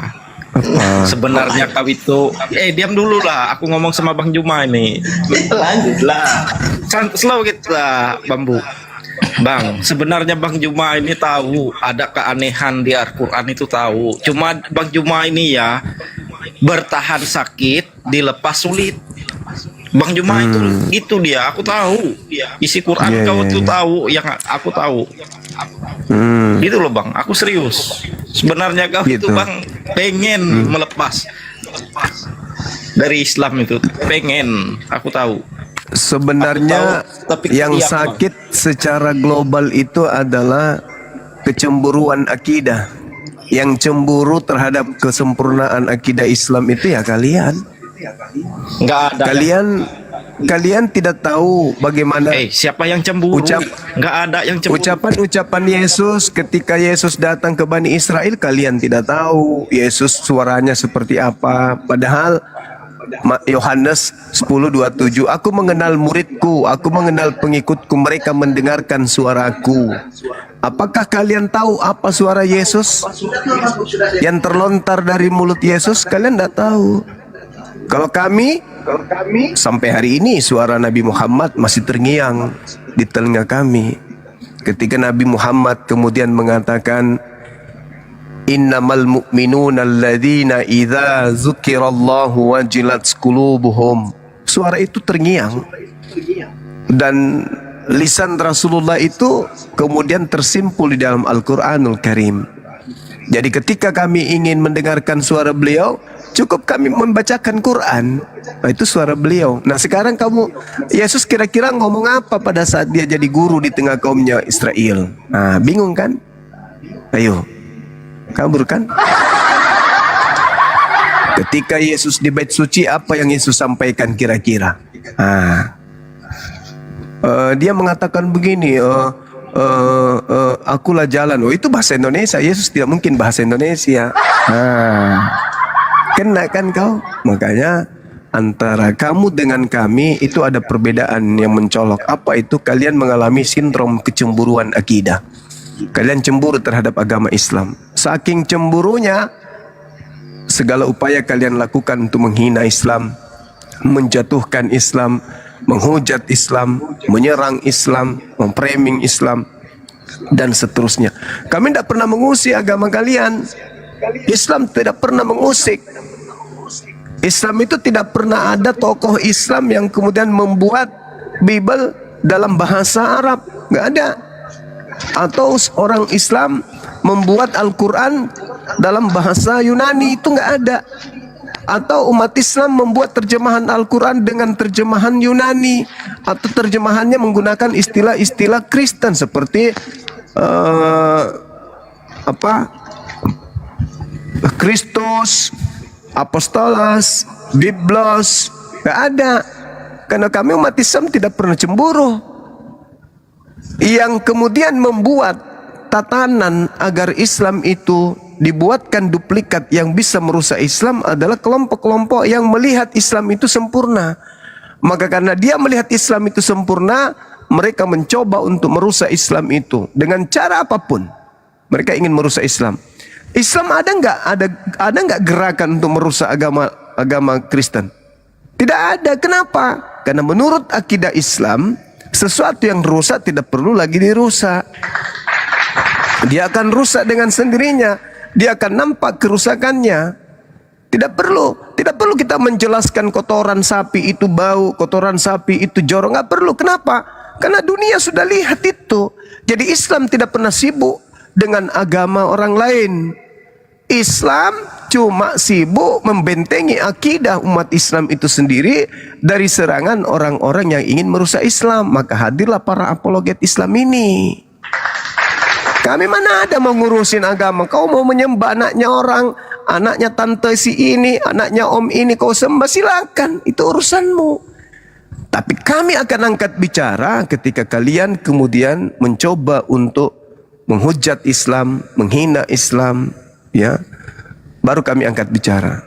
Kalau kalian dengan agama kalian sendiri, silakan. Anda mau guling-guling terserah kalian. Anda mau bikin patung Tuhan dari roti, dari donat, dari karet dalam, itu urusan kalian. Tapi jangan pernah menyentuh Islam. Kenapa? Islam itu agama jihad. Agama yang harus murni, terjaga. Islam itu mutiara, tidak boleh ternoda. Kapan ada yang menodai, harus dibersihkan segera. Karena Islam itu bukan hanya untuk satu orang, untuk satu kampung, untuk satu negara, untuk satu zaman. Islam itu harus tetap murni sampai hari kiamat datang. Maka orang Islam itu menjaga akidahnya. Bacaan Quran satu huruf kalian rubah, umat Islam merontak sedunia. Begitu. maka Anda harus pahami kenapa Islam itu tidak pernah mau sibuk dengan agama orang lain. Karena Islam itu agama yang diuntungkan, agama yang dipilih oleh Allah, agama yang hanya dianut oleh orang-orang yang beruntung, agama yang kemudian tidak akan pernah bisa dirusak oleh tatanan apapun. Tak ada kekuatan di atas muka bumi ini yang bisa merusak Islam itu. Kenapa? Karena Islam yang pada dasarnya sudah terpatri dalam jiwa-jiwa manusia. Saking benarnya Islam itu, Anda yang bukan Islam memanggil dewa Anda dengan panggilan Allah. Anda yang bukan Islam menyebut kitab kalian, surat kabar kalian itu dengan sebutan Alkitab. Anda yang bukan Islam menyebut kemudian pendiri agama kalian dengan gelar Rasul. Anda yang bukan Islam menyebut kemudian roh atau ghost atau pneuma atau hantu atau makhluk gaib yang datang pada diri-diri kalian, membisikkan kalian melakukan larangan-larangan yang diperintahkan kemudian dalam kitabnya orang Yahudi itu dengan kalian sebut Roh Kudus. Kalian bukan Islam, tapi menggunakan istilah-istilah Islam. Itulah cerminan bahwa memang Islam ini adalah agama yang benar. Itu harus Anda pahami itu. Kalau Islam itu bukan agama benar, tidak mungkin Anda tiru-tiru kan? Coba Anda lihat Bible Anda sekarang. Buka lemari, begitu Anda melihat sampulnya apa yang tertulis di situ? Alkitab. Coba, apa dasarnya kitab Anda menggunakan kata Alkitab? Padahal kata Alkitab itu adalah nama lain daripada Al-Quran. Zalikal kitabu la raiba fihi hudal lil muttaqin. Zalikal kitab. Alkitab. Inni Abdullah atani Alkitab. Alkitab. Kenapa Anda menggunakan nama lain daripada Al-Quran? Coba, Anda sadar nggak itu? Itu karena kebenaran yang ada dalam Al-Quran, mutiara yang ada dalam Islam, tidak akan pernah bisa ada kekuatan yang menghalangi itu. Iblis bersatu dengan orang-orang kafir untuk memadamkan cahaya Quran, itu tidak akan pernah bisa. Justru kalian menyebut kitab kalian dengan sebutan Al-Quran. Apa itu? Alkitab. Sadar nggak itu? Ada nggak orang Islam menyebut kitabnya dengan sebutan Bible, Biblos, Biblika, Tatabliyah? Ada nggak? Nggak ada. Kenapa? Islam itu derajatnya tinggi, kitab sucinya tinggi, Tuhannya maha tinggi. Jadi tidak bisa kemudian dia dibawa daripada yang lain. Sedangkan kitab lo berubah jadi Alkitab, ikut-ikut Al-Quran. Hebat kan? Hebat. Gelar Nabi Muhammad Rasul kalian ambil, kalian obatkan juga kepada tokoh kalian, Rasul Paulus, Rasul Lukas. Lucu kan? Lucu. Malaikat Jibril gelarnya Roh Kudus, kalian ambil juga kan? Dan apesnya level Roh Kudus yang adalah malaikat di Islam, yang adalah malaikat Jibril di Islam, kamu sehakikatkan dengan sembahanmu. Berarti kamu menyembah apa? Menyembah malaikatnya umat Islam. Justru jauh lebih itu, Nabi Isa manusia bagi umat Islam, membangkitkan orang mati, jauh daripada membangkitkan orang mati. Apa itu? Tanah liat dia bentuknya jadi burung ditiup, hidup dia. Tapi level Nabi Isa manusia bagi umat Islam. Bagi lo Tuhan. Rendah kan? Rendah.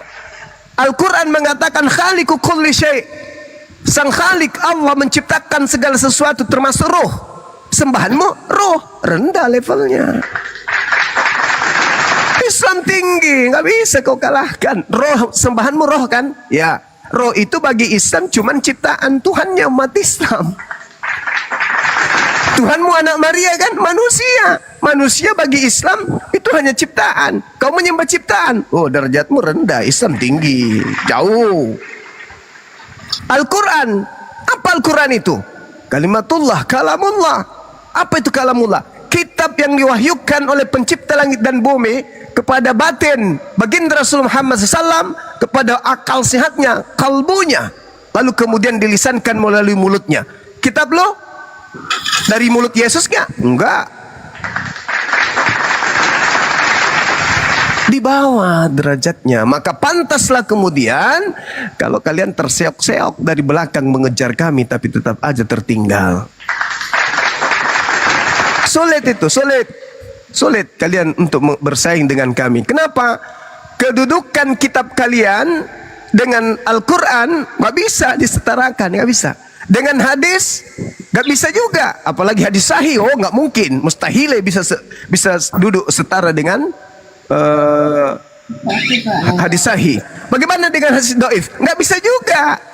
Hadis dhaif dengan kitabmu lebih tinggi hadis dhaif. Yang cocok adalah hadis maudhu. Apa itu hadis maudhu? Hadis palsu. Kenapa dikatakan palsu? Karena hadis itu tidak sampai kepada Nabi Muhammad. Perkataan, riwayat yang ada di dalamnya tidak sampai kepada lisan Nabi Muhammad. Pertanyaannya, apakah catatan Lukas sampai kepada lisan Nabi Isa atau Yesus? Tidak sampai. Maudhu. Maudhu jauh levelnya dari hadis sahih. Hadis sahih dari Nabi Muhammad. Nabi Muhammad ke sahabat, sahabat ke tabi'in, tabi'in kepada tabi'in, lalu kemudian ke perawi. Sahih. Artinya Yesus ke Lukas, Lukas ke ini ke ini ke ini. Ada nggak? Nggak ada, mata rantainya terputus. Maka nggak bisa hadis sahih, apalagi Al-Quran. Oh, nggak bisa dong. Al-Quran nggak bisa. Kitab Anda nggak sampai ke sana. Jadi ya saya katakan sekali lagi, saudara, adalah lebih baik jika kalian kemudian menyadari bahwasanya ya Yesus sendiri mengajarkan jika hidup keagamaanmu tidak lebih baik dari ahli Taurat, maka kamu tidak akan masuk ke dalam surga. Itu aja dulu. Apakah agamamu jauh lebih baik daripada hidup keagamaan ahli Taurat? Tidak mungkin. Ahli Taurat itu memiliki barang-barang kudus. Ahli Taurat itu memiliki mutiara. Sehingga Yesus sendiri mengatakan, jangan kau melemparkan barang-barang kudusmu kepada anjing, dan jangan kau melemparkan mutiaramu kepada babi. Nah, apa barang kudus itu? Barang kudus itu kalau di Islam Hajar Aswad, Al-Quranul Karim, Al-Quran, kemudian umat Islam sendiri yang sedang dalam wudu, dalam keterjagaan wudu, itu adalah barang-barang kudus. Di dalam ajaran orang Yahudi, mereka kakidian, termasuk Torah, termasuk Talmudnya mereka, termasuk Mikdas atau sinagoge. Itu barang-barang suci tuh. Nah, apakah barang-barang suci ini, barang-barang kudus ini dilemparkan kepada Roma dan Yunani? Tidak kawan. Lalu apa mutiara itu? Mutiara itu apa? Ilmu, hikmah. Hikmah Torah itu tidak dilemparkan kepada agama di luar Yahudi. Jangan kau lemparkan barang-barang kudus kepada anjing, dan jangan kau lemparkan mutiara kepada babi. Berarti Yesus tidak memberikan ajarannya keluar Yahudi, malah dilarang. Yang dianggap anjing dan dianggap babi di situ adalah orang-orang yang menolak Yesus dan para pengikut-pengikutnya. Gitu. Matius 7 nomor 6. Jadi siapa yang dianggap anjing di sana dan siapa yang dianggap babi di sana? Islam tidak mungkin. Islam hadir di abad ke-7. Jadi ada yang dianggap anjing oleh Yesus, ada juga yang dianggap babi. Dan itu mereka anjing dan babi ini tidak diberikan ajaran, tidak diberikan hikmat. Bahkan kalau kita lihat 1 Korintus 1 nomor 19, kecerdasan dimatikan, kepintaran dimatikan. Ya bagaimana mau dapat mutiara kalau akal tidak berfungsi? Jadi mutiara yang dimaksud Yesus di situ adalah hikmat, kepintaran, kecerdasan, kepandaian. Jadi orang yang berakal itulah yang mendapatkan mutiara pengajaran dari hikmat, Torah dan Injil. Itu yang mendapatkan mutiara itu. Dan Yesus melarang muridnya, jangan kau berikan kepada anjing dan babi mutiara itu, barang kudus itu. Berarti ya, yang sampai kepada kita hari ini, ajakan ke tempat mereka pada hari Minggu, ajakan kemudian untuk makan B2, ajakan mereka untuk menyembah kepada anaknya orang, itu bukan mutiara. Itu bukan mutiara dari Yesus. Itu bukan mutiara. Kenapa? Karena Yesus tidak memberikan mutiara itu keluar daripada Yahudi. Saya kira begitu. Siap. Mudah-mudahan bisa dipahami. Silakan, Bang. Oke. Pak Stignam, selamat pagi. Selamat pagi. Kristen apa Oten nih? Alhamdulillah saya Islam bang. Mungkin ada yang ingin disampaikan, silakan. Iya. Coba ya, saya ini orang sangat umum nih. Lebih dahulu saya mengucapkan Assalamualaikum warahmatullahi wabarakatuh semua. Waalaikumsalam warahmatullahi wabarakatuh. Saya orang umum ya, dan juga orang pulau saya nih, yang memahami dalam hal-hal itu Bible ataupun Al-Quran. Saya cuma pandai membaca aja gitu Bang Zuma ya. Jadi saya bertanya Bang Zuma. Saya bertanya, iya, kan Yesus itu kan dilahirkan oleh Maria kan? Siap. Nah, dituhankan oleh orang Kristen kan gitu. Iya. Setelah itu kan disalib tuh. Iya. Apa disalib dulu Bang? Disalib dulu baru dituhankan. Iya. Ya, maksud saya gini Bang Zuma. Apa maksud dan tujuan orang Kristen itu menyalibkan Tuhan dia itu? Itu Bang Zuma, tolong dijelaskan. Iya. Ini kita berbicara mengenai dalil, kita tidak memberikan sebuah pemahaman eksternal, tapi internal itu sendiri. Jadi kalau kita melihat apa tujuan orang-orang Yahudi kemudian ahli Taurat, imam kepala untuk menyalibkan Yesus. Dari sejak kecil, usia 2 tahun Yesus itu memang sudah ingin dibunuh. Di data Matius 2 itu, di sana ada kemudian Raja Herodes. Di usia 2 tahun Yesus itu ingin dibunuh oleh Herodes. Apa sebabnya ingin dibunuh? Apakah untuk nebus dosa? Tidak. Tidak ada data di dalam Bible Herodes ingin membunuh kemudian Yesus di usia bayi itu karena ingin nebus dosa atau menggenapi nubuatan Torah atau apapun yang segala macam tetebenge yang kemudian disampaikan. Herodes ingin membunuh bayi Yesus karena datangnya orang Majus yang kemudian ingin sujud, menghormat atau menyembah kepada bayi Yesus. Itu kode bahwasanya akan datang seorang raja yang akan membawa kemudian Bani Israel mencapai puncak kejayaannya sebagaimana Hezekia, Gideon, Musa, Daud, Salomo menghantarkan Bani Israel duduk di tahta yang hebat di tengah-tengah bangsa asing. Itu tidak diinginkan oleh Raja Herodes lahir bangkit raja di tengah Yahudi lagi. Karena kalau sampai itu terjadi, maka orang-orang Israel akan mencapai kejayaan sama seperti zaman Daud. Maka sebelum dia jadi raja, Herodes ini memerintahkan kepada seluruh anak-anak laki-laki yang usia 2 tahun itu dibunuh. Dengan harapan satu di antara semua bayi ini ada yang disebut Yesus ini. Itu yang pertama. Kedua, kalau kita lihat data di dalam Yohanes 11 nomor 45 sampai nomor 57, di situ jelas sekali orang-orang Yahudi, belum ada Kristen di situ, belum ada otoritas gereja di sana, belum Katolik, Protestan, Advent, tidak ada, apalagi Mesianik itu nggak ada. Yang ada hanya ahli Taurat, ahli kitab, imam kepala, mahkamah agama, orang Farisi. Jadi ada 4 kekuatan yang hadir pada saat itu diperlengkapi dengan kekuatan yang kelima, yaitu Imperium Romawi. 5 kekuatan ini berasaskan terhadap kedengkian menyerahkan Yesus. Apa alasannya mereka kemudian menyerahkan Yesus? Berdasarkan yang tertulis, bukan eksternal, bukan pemahaman pribadi, yang tertulis. Apa yang tertulis di sana di Yohanes 11 45 sampai 57 itu? Orang-orang Yahudi, imam kepala, mahkamah agama, orang Farisi ingin membunuh Yesus agar supaya bangsanya tidak dirampas, tidak dijajah oleh bangsa Romawi. Itu tujuannya. Gak ada dosa-dosaan, gak ada. Gak ada dosa, gak ada karena warisan dari Adam, gak ada karena ingin menjadi korban penebus dosa salah, gak ada. Itu belakangan munculnya. Itu belakangan baru ada konsep itu yang dibangun kemudian. Nah, sedangkan pada TKP orang-orang yang memiliki hubungan dengan Yesus, melihat Yesus ini luar biasa. Kalau dibiarkan, kata mereka, kalau Yesus dibiarkan ini bahaya.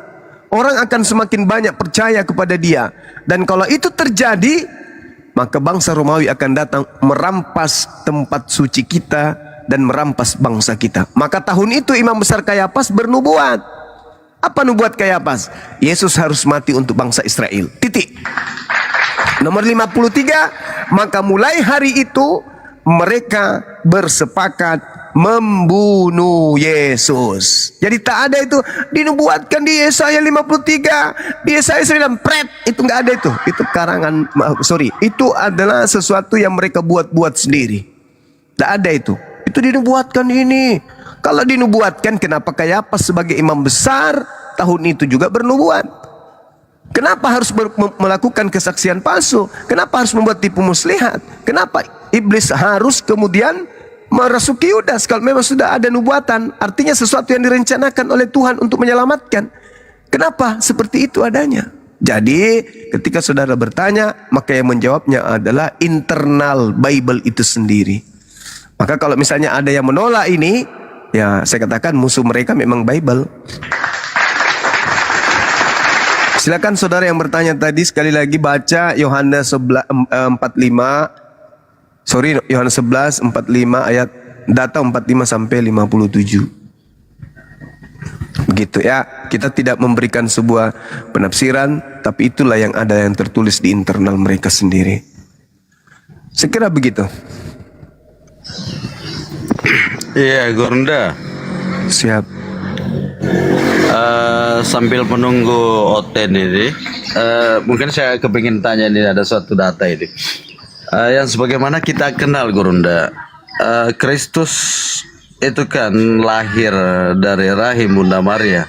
Sedangkan ada juga Kristus lahir setelah Paskah, 3 hari kematian. Ya, oknum yang disembah oleh keleten-keleten ini, yang mana sih sebenarnya? Dan apa wujud daripada yang disembah itu? Ataupun seperti apa itu yang pasca penyaliban 3 hari itu, Gurunda? Mohon pencerahan dulu, Gurunda, silakan. Ini eksternal dulu, eksternal. Al-Quran mengatakan begini, wa isqalallah ya Isa bin Maryam a anta qulta linnas takhizuni. Allah berkata kepada Nabi Isa yang lahir di tengah-tengah Bani Israel tanpa ayah, membawa hikmat Injil sebagai pembawa kabar gembira dan kelak akan menjadi hakim bagi mereka. Apakah engkau yang mengajarkan orang-orang ini menyembah dirimu selain daripada aku?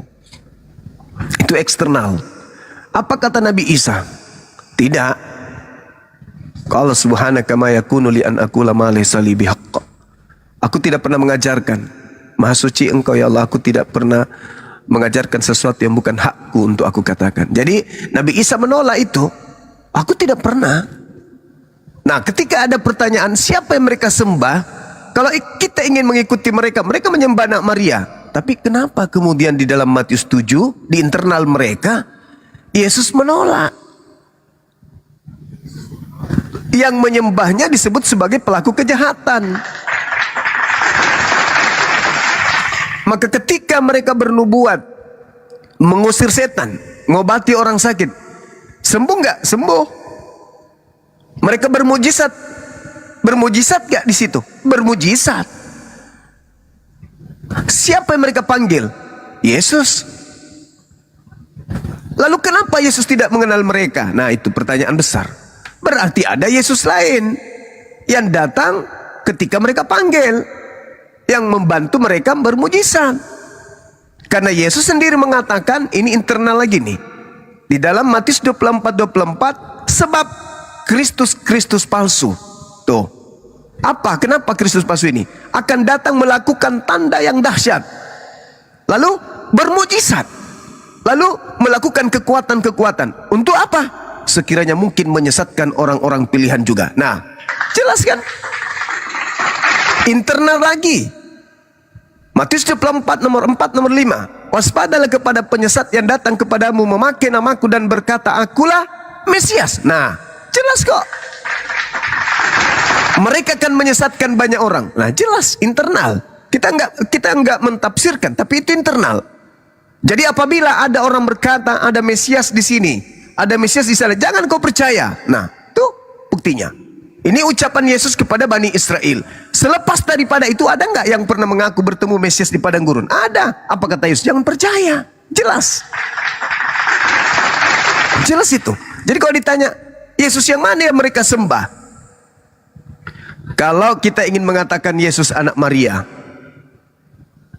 kita terhalang. Apa yang menghalangi kita? Oknum itu mengatakan kepada aku telah diberi kuasa baik di surga maupun di langit. Kita terhalang itu. Kita terhalang. Maka kalau kita terhalang, bagaimana mungkin kita ingin mengatakan yang mereka sembah anak Maria? Sedangkan anak Maria mengatakan, aku tidak dapat berbuat apa-apa dari diriku sendiri. Masya Allah. Coba, bagaimana ceritanya nih? Aku tidak dapat berbuat apa-apa dari diriku sendiri. Maksudnya apa itu? Berarti dia tidak berkata, bukan dia yang berkata, kepada aku telah diberi kuasa baik di langit, baik di surga maupun di bumi. Karena dia mengatakan aku tidak dapat berbuat apa-apa dari diriku sendiri. Itu permasalahannya itu di situ. Syukran Bunda Mila. Masya Allah. Nah itu dia saudara-saudaraku, sahabatku. Jadi kita tidak memaknai eksternal, tetapi kita memaknai ke dalam. Bahwa apa yang kemudian diajarkan oleh mereka, endingnya diusir. Aku tak mengenal kalian, hanyalah daripadaku. Satu lagi, ini internal juga. Ketika orang Farisi ahli Taurat bertanya, meminta satu tanda, Guru berikan aku tanda, berikan kami tanda. Apa kata Yesus? Angkatan jahat ini minta satu tanda, dan tidak akan diberikan tanda satu tanda apapun kepada mereka angkatan jahat selain tanda Yunus. Sebab Yunus 3 hari 3 malam dalam perut ikan, demikian juga anak manusia berada 3 hari 3 malam dalam perut bumi. Ini tanda untuk siapa? Itu aja kuncinya. Ini tanda untuk siapa menurut Yesus? Keluar dari kubur pada hari ketiga itu tanda untuk siapa? Ya tanda untuk angkatan jahat. Udah selesai. Kalau saudara kita menggunakan akal sehat, percaya kepada kebangkitan pada hari ketiga berdasarkan hal tersebut di Matius 12, bahwa hari ketiga berada dalam perut bumi, hari keempatnya sudah tak ada lagi alias keluar dari sana, itu adalah tanda untuk angkatan jahat, maka sudah pasti mereka tidak ingin kemudian menerima tanda itu. Sama seperti misalnya gini, ketika ada pengumuman, para penjahat di Nusantara ini minta satu tanda, dan tidak akan diberikan satu tanda kepada angkatan jahat selain stempel warna pink di jidat. Jadi seluruh Indonesia, ketika ada kemudian manusia lewat di depan kita ada stempel warna pink di jidatnya, kita pasti akan mengatakan ini orang jahat nih lewat. Sudah diberikan oleh negara stempel di jidat mereka, dan tidak bisa hilang. Tidak bisa hilang kemudian. Barakallahu fiik Bunda. Tidak bisa hilang kemudian stempel warna pink ini. Setiap mereka berjalan, kita kumpul, misalnya kita ke pasar, kita lihat ada beberapa orang yang distempel, kita tahu, oh ini angkatan jahat ini. Kenapa? Karena sudah dikatakan bahwa angkatan jahat ini minta satu tanda, dan tidak akan diberikan satu tanda kecuali tanda Yunus. Apa itu? 3 hari 3 malam. Jadi kalau ada orang yang membawa tanda itu 3 hari 3 malam, ya itu angkatan apa menurut Yesus? Itu aja dulu. Itu tanda apa menurut Yesus? Jadi menurut negara, kalau ada yang stempel jidatnya warna pink, itu tanda apa? Tanda penjahat. Begitu juga kalau ada yang percaya kepada kebangkitan pada hari ketiga, menurut Yesus itu tanda untuk angkatan jahat. Bagaimana dengan angkatan benar? Angkatan benar itu ya Al-Quran surah As-Zukhruf ayat 61. Itu iman kita. Ketika dikatakan guru, apa tanda kedatanganmu? Nah, si guru memberikan tanda kedatangan kepada si murid. Apa tanda kedatangan menurut si murid? Anak manusia akan tampil, akan keluar di tengah-tengah langit, bukan di tengah kubur. Jadi tanda angkatan jahat anak manusia keluar dari kubur, tanda akan benar anak manusia akan keluar dari langit. Islam berada di mana? Islam berada di Al-Quran surah As-Zukhruf ayat 61, anak manusia akan tampil di langit. Subhanallah. Matius 24 nomor 27, nomor 30, nomor 29, nomor 30.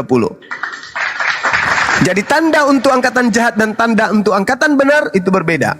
Yang satu keluar dari kubur, yang satu keluar dari langit. Islam berada di mana? Keluar dari langit. Yang sebelah yang mana? Keluar dari kubur. Hai, masolang generasi. Saya kira begitu, saudara-saudara. Hancur generasi, masolang generasi. Masolang. Yes. Selamat malam, Zuma. Sabar tuh Bang. Ada tamu Bang. Lanjut. DS, selamat malam. Assalamualaikum warahmatullahi wabarakatuh. Waalaikumsalam. Waalaikumsalam warahmatullahi wabarakatuh. Silakan Bang, mungkin ada yang ingin disampaikan. Waalaikumsalam warahmatullahi wabarakatuh. Ya, saya ini Bang, awalnya dari Oten juga ini Bang. Bang Juma.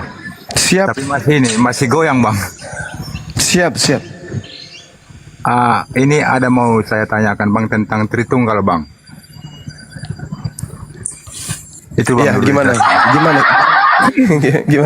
Gimana? Di sana kan Ini Bang, lebih baik abang kan, mohon maaf Gurunda.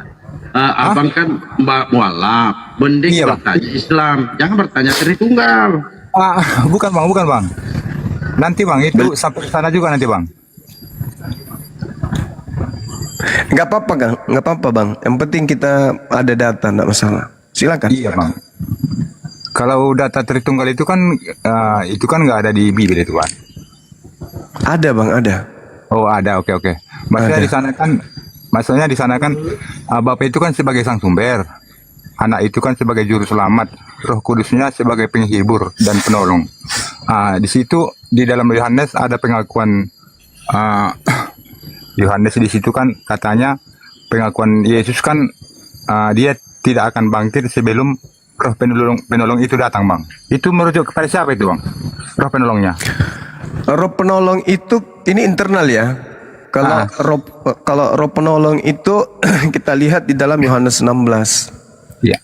Tanda-tandanya ketika ia datang dia tidak berkata-kata dari dirinya sendiri, melainkan apa yang dikatakan itu yang didengarkan, itulah yang dikatakan. Artinya roh penolong ini bukan Tuhan, karena dia masih mendengarkan dari hakikat yang lain. Kalau dalam pandangan Islam, kalau saudara Kristen kan beda lagi. Iya. Dan kita punya hak juga kan, karena Bible itu kan diminta untuk diberitakan kepada seluruh makhluk, termasuk kepada kita. Ketika diberitakan Bible itu kepada kita sebagai makhluk, ya kita punya hak untuk memberikan tanggapan. Ketika ia datang, dia tidak berkata-kata dari dirinya sendiri, melainkan apa yang didengarkan itulah yang disampaikan. Itu satu. Yang kedua, dia akan memuliakan aku. Kan itu. Artinya, kalau kita melihat tentang roh penghibur, memuliakan aku, itu hanya ada di Islam. Karena di Islam itu tidak percaya Yesus itu ditampar. Tidak percaya Islam itu Yesus itu diludahin, Yesus itu diseret, ditombak, dibagi-bagikan pakaiannya, kemudian digantung, diarak seperti penjahat. Itu di Islam tidak percaya. Kenapa umat Islam tidak percaya? Apakah karena umat Islam itu tidak merasa bahwa Yesus itu bagian daripada dirinya? Enggak. Justru karena Islam beriman kepada sosok Nabi yang datang di tengah-tengah kaum Israel, maka Islam menolak itu. Umat Islam tidak mau itu. Umat Islam itu berontak hatinya ketika seorang suci diperlakukan seperti itu. Islam tidak terima. Maka Islamnya akan melahirkan sebuah keadaan di mana umat Islam itu memuliakan sosok tersebut. Nah, sementara orang sebelah berjuang mati-matian, yang ditampar harus oknum itu, yang diludahin, yang diseret, yang dibunuh, yang dikutuk harus oknum itu. Artinya ada kekuatan dalam diri-diri mereka yang hasil endingnya harus percaya bahwa yang ditampar adalah itu. yang di semuanya itu. Apakah itu memuliakan? Tidak. Sedangkan kalau kita memuliakan seseorang, contoh nih, ada seorang baru-baru ini karena memperkaos di Makassar, baru-baru kejadiannya bulan ini, kalau nggak salah bulan ini, diarak kemudian oleh massa karena tindakannya itu sudah melampaui batas menurut hitungan orang per orang, tapi bukan hitungan semua orang. Lalu saya ditanya, bagaimana menurut saudara Suma tentang pelaku tindakan kejahatan yang dimassa oleh masyarakat, lalu diusung, diseret kemudian keliling kampung, ya, padahal oknum tersebut sudah berupa mayat. Apa yang saya katakan? Ini kejahatan, betul. Kejahatannya betul, berlipat-lipat kejahatan itu. Tapi karena saya memuliakan manusianya, maka saya akan mengatakan, ya mungkin dia salah. Tetapi kita sebagai manusia juga harus memperlakukan manusia itu selayaknya manusia. Jangan kita melampaui batas. Rasulullah menghakimi tidak seperti itu, dan kita tidak lebih hebat daripada Rasulullah. Dan orang yang diarak itu tidak lebih jahat daripada orang-orang kafir pada masa itu. Terus kenapa kita melakukan satu hukuman terhadap orang yang kita sendiri belum tentu suci? Artinya apa? Saya memuliakan orang yang benar-benar sudah bersalah ini. Saya masih memuliakan oknum pelaku kriminal ini, yang korban ini. Karena dia pelaku kejahatan yang berlapis, tapi saya masih memuliakan beliau. Tapi kalau yang di sebelah, katanya Tuhannya, katanya Maha Suci, katanya. Tapi kalau ditanya, apakah dia betul yang ditampar oleh penjahat pada saat itu? Iya, betul. Dia yang diludahi mukanya? Iya. Coba, apakah itu memuliakan? Tidak, sama sekali. Berarti roh kebenaran itu bekerja di kita, di Islam ini. Apabila roh kebenaran itu datang, maka dia akan memuliakan aku. Nah, itulah yang kita imani sebagai seorang muslim, karena kita mengaku bahwa kebenaran itu mutlak berasal dari Tuhan, bukan dari manusia-manusia yang membuat sebuah pengajaran berdasarkan keinginannya sendiri. Saya kira begitu, Bung. Poinnya Bang, berarti roh penolong itu karena pengakuan Yesus kan, aku tidak akan bangkit sebelum roh penolong datang. Poinnya berarti merujuk kepada siapa ini Bang? Kalau kita melihat, Bung, eksternalnya dulu, Al-Quran surah An-Nisa ayat 159. Apa yang diterangkan kemudian di ayat ini? Bismillahirrahmanirrahim.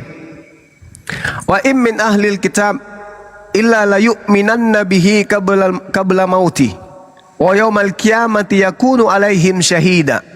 Tidak ada seorang pun dari antara ahlul kitab Yahudi, Nasrani, kecuali beriman kepada Isa menjelang kematiannya.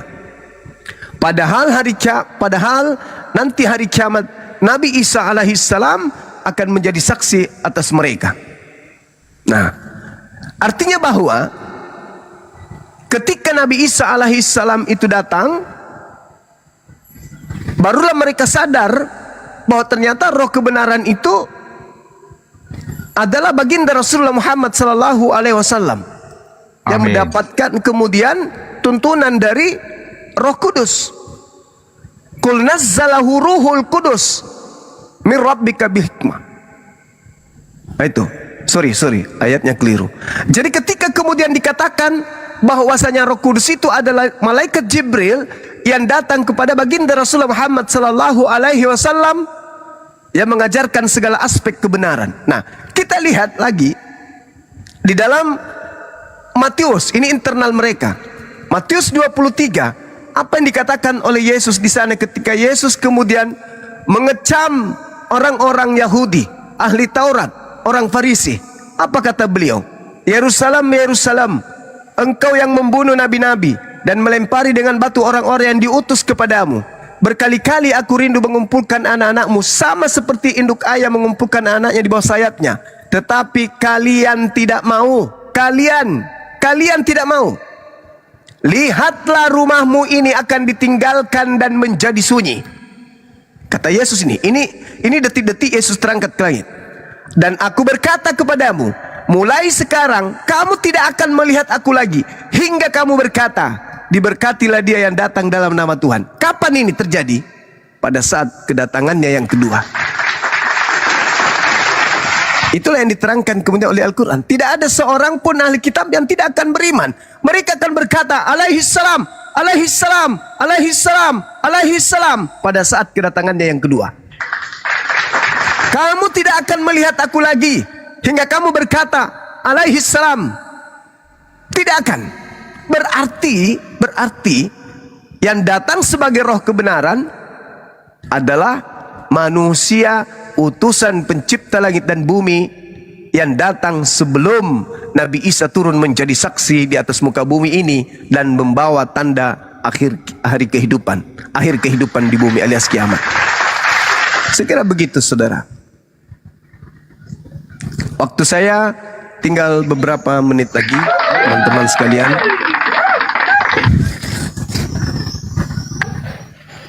Jangan-jangan yang disembah Oten ini pasca penyaliban, Gurunda? Iya. Jangan-jangan yang disembah Oten ini pasca penyaliban ini ikan bilis ini, Gurunda ini. Karena banyak permintaan di bawah. Teman-teman di bawah yang mau naik Kristen, ya diketik tiga aja, tiga ya. Dan sahabat-sahabat yang ada di bawah silakan di follow akun-akun yang ada di atas. Akunnya Bunda Mila silakan di follow. Ya, Oten yang mau naik ketik aja angka 3 supaya kita tahu. Oh ini cuplis. Ya, mana angka 3-nya? Angka 3 mana? 5.000. Bang, assalamualaikum warahmatullahi wabarakatuh. Bang Suma mau kemana? Maaf. Oke. Waalaikumsalam warahmatullahi wabarakatuh. Kebetulan ada janji dengan pihak Bank Mandiri, Bunda, mau survei lokasi. Iya, lihat lokasi. Saya lihat. Iya Bun. Ya. Kita cari ini. Makasih Bunda. Kita cari peluang untuk bisa membantu teman-teman kita mualaf, Bunda. Iya, ya itu sesuatu yang baik lah, yang bagus gitu. Saya yakin tak lah. Iya Bunda, makasih. Lanjutannya di belakang layar aja. Masya Allah. Ya, sebelum abang udah turun, abang udah mau pergi, saya mau mengucapkan semoga abang udah dengan kebaikan abang udah ini mendapat pahala yang besar dari Allah Subhanahu Wa Taala, kemudian Amin ya Allah, bagi kami sebagai apologet Islam. Semoga Allah Subhanahu Wa Taala memberikan kekuatan dan keberanian kepada abang dan kita semua dalam membela agama. Kemudian semoga abang menjadi duta bagi kami semua, bagi umat Islam, khususnya bagi kita yang ada di negara Indonesia ini. Amin. Untuk menunjukkan bagaimana abang da itu memberikan kita motivasi untuk membela agama kita. Amin. Dan semoga juga abang menjadi contoh untuk kita semua, bagaimana kita ini menunjukkan bahwa Islam adalah agama yang logis dan agama yang rasional. Allah. Saya dari diri pribadi memang kepada abang ini fans sekali sama abang. Walaupun saya dengan abang ini baru 3 kali dengan ini saya ketemu sama abang Sikomal. Semoga abang menjadi contoh bagi kami semua sebagai apologet Muslim yang membela agama, bang. Terima kasih abang. Amin. Amin. Kita baca dalam Al-Quranul Karim surah Al-Ma'idah. Allah pernah berfirman kepada Bani Israel, di mana firman Allah itu adalah sebuah ketetapan. Apa kata Allah di sana? Man katala nafsan bigairi nafsin aw fasad fil ard faka'annama katalan nas jami'a wa man ahyaha faka'annama ahya'an nas jami'a, kata Allah. Jadi dalil ini menjadi dasar pijakan kita kemudian berapologet dengan ikhlas, ridho.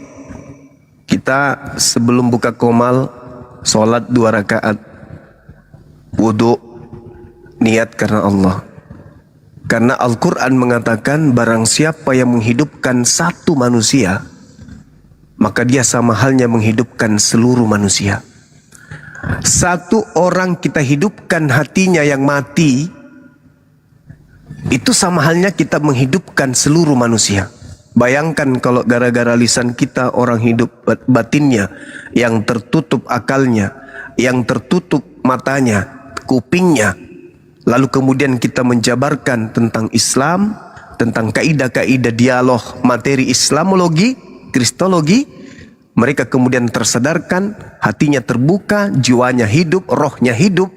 Kata Allah, itu sama halnya kita menghidupkan seluruh umat manusia. Maka berbanggalah kita yang punya sentuhan hati untuk masuk ke dunia apologetik. Luruskan niat kita, insya Allah. Begitu juga teman-teman kita, bayangkan nih, memberikan gift, menafkahi, itu sama halnya menafkahi, memberikan kemudian ruh kepada komal-komal, memberi semangat orang-orang yang betul-betul niatnya tulus untuk Allah, untuk agama. Maka dari nafkah itu yang diberikan itu, mereka gunakan membeli pulsa, membeli minuman, masuk ke dalam tubuhnya. Sanggup dia berbicara satu ayat, dan akibat penyampaiannya itu bisa membuat orang jadi tersadarkan, maka pahala itu mengalir. Mengalir itu. Bayangkan satu manusia nih, satu manusia kita hidupkan, keturunannya ada 7 atau 8 atau minimal 3 atau 2 atau 1. Dari satu keturunannya punya anak nanti 2. Dari cucunya punya anak masing-masing 3. Dari cucunya, cicitnya masing-masing 3. Begitu seterusnya. Sampai hari kiamat, hanya satu orang kita hidupkan, sama halnya kita menghidupkan seluruh manusia. Itu kata Quran. Itu kata Quran. Wa man ahyaha faka'annama ahya nasa jami'a. Jadi karena ini kita sudah lakoni, sahabat-sahabatku, teman-temanku, karena ini kita sudah lakoni, kita sudah ada di dunia seperti ini, maka jangan kita rugi, jangan sia-sia. Luruskan niat kita sehingga detik ke menit, menit ke jam, jam ke hari, ke minggu, ke bulan, ke tahun, semuanya penuh dengan amal jariah. Bukan hal yang kosong, bukan hanya pepesan kosong. Kita hadir hanya membuang-buang waktu saja. Tapi apa yang kita sampaikan, apa yang kita lakukan, kita buka komal untuk dinul Islam, agar orang-orang bisa tercerahkan, itu bisa mendapatkan nilai yang positif berupa amal jariah. Begitu juga sahabat-sahabat netizen, ikhlas karena Allah, ingin cari ilmu, ingin memperkuat akidah, bukan ingin menonton orang yang mencela, ingin menonton orang yang saling memaki. Enggak, bismillah, buka HP, mudah-mudahan hari ini ada keberkahan, ada ilmu yang bisa kami mendengarkan, lantas kemudian kami ajarkan kepada keturunan kami. Lakukan itu terus menerusnya. Kenapa? Karena ini dunia kita, ini dunia yang kita geluti. Kita bukan ustadz, kita bukan dai, kita bukan ulama, tapi kita hanya sekedar apologetik, seorang kristologi, seorang islamologi yang menyampaikan, yang tentu ya punya batasan-batasan disebabkan karena keterbatasan ilmu. Nah, untuk itu mari kita luruskan niat, segala sesuatu yang tidak baik kita tinggalkan. Jangan peduli orang kecil. Orang besar itu memiliki jiwa besar. Orang besar itu memiliki jiwa yang besar. Orang yang besar senantiasa berpikir tentang sesuatu yang besar, dan berjiwa yang besar itu senantiasa hatinya muarah, kehidupannya, pikirannya, kekuatannya, cakupan hidupnya, rutinitasnya selalu berada di samudra keilmuan. Bukan hal yang sia-sia. Maka tinggalkan segala yang sifatnya khurafat, yang tidak mendatangkan kebaikan tapi mendatangkan keburukan. Satu kalimat dari saya sebagai orang yang dituakan di sini kepada teman-teman saya, guru-guru saya yang ada, bahwa biarkanlah orang lain menggunakan pakaiannya sendiri, cukup kita menggunakan pakaian kita. Kalau dia terlihat mulutnya kasar, tingkahnya kurang ajar, perbuatannya tidak baik, tindakannya mencerminkan perbuatan yang buruk, itu karena pakaiannya. Itu karena pakaiannya. Biarkan dia menggunakan pakaiannya sendiri, kita cukup dengan pakaian kita sendiri. Apa itu? Pakaian tawadu, pakaian rendah hati, pakaian yang ikhlas hanya karena Allah. Tidak bisa hari ini kita belajar, dan belajar. Tak ada kata untuk berhenti dari belajar. Belajarlah menuntut ilmu, mulai dari taman kanak-kanak sampai pada taman makam pahlawan. Jangan berhenti, jangan berhenti. Sekali lagi, mari kita menjadi seorang apologet, menjadi pendukung apologet, menjadi penyimak apologet yang takut kepada Allah. Kalau kita sudah takut kepada Allah, percayalah, kita akan selalu tersenyum dengan kejahatan-kejahatan orang. Karena kejahatan orang terhadap kita itu adalah penggugur dosa.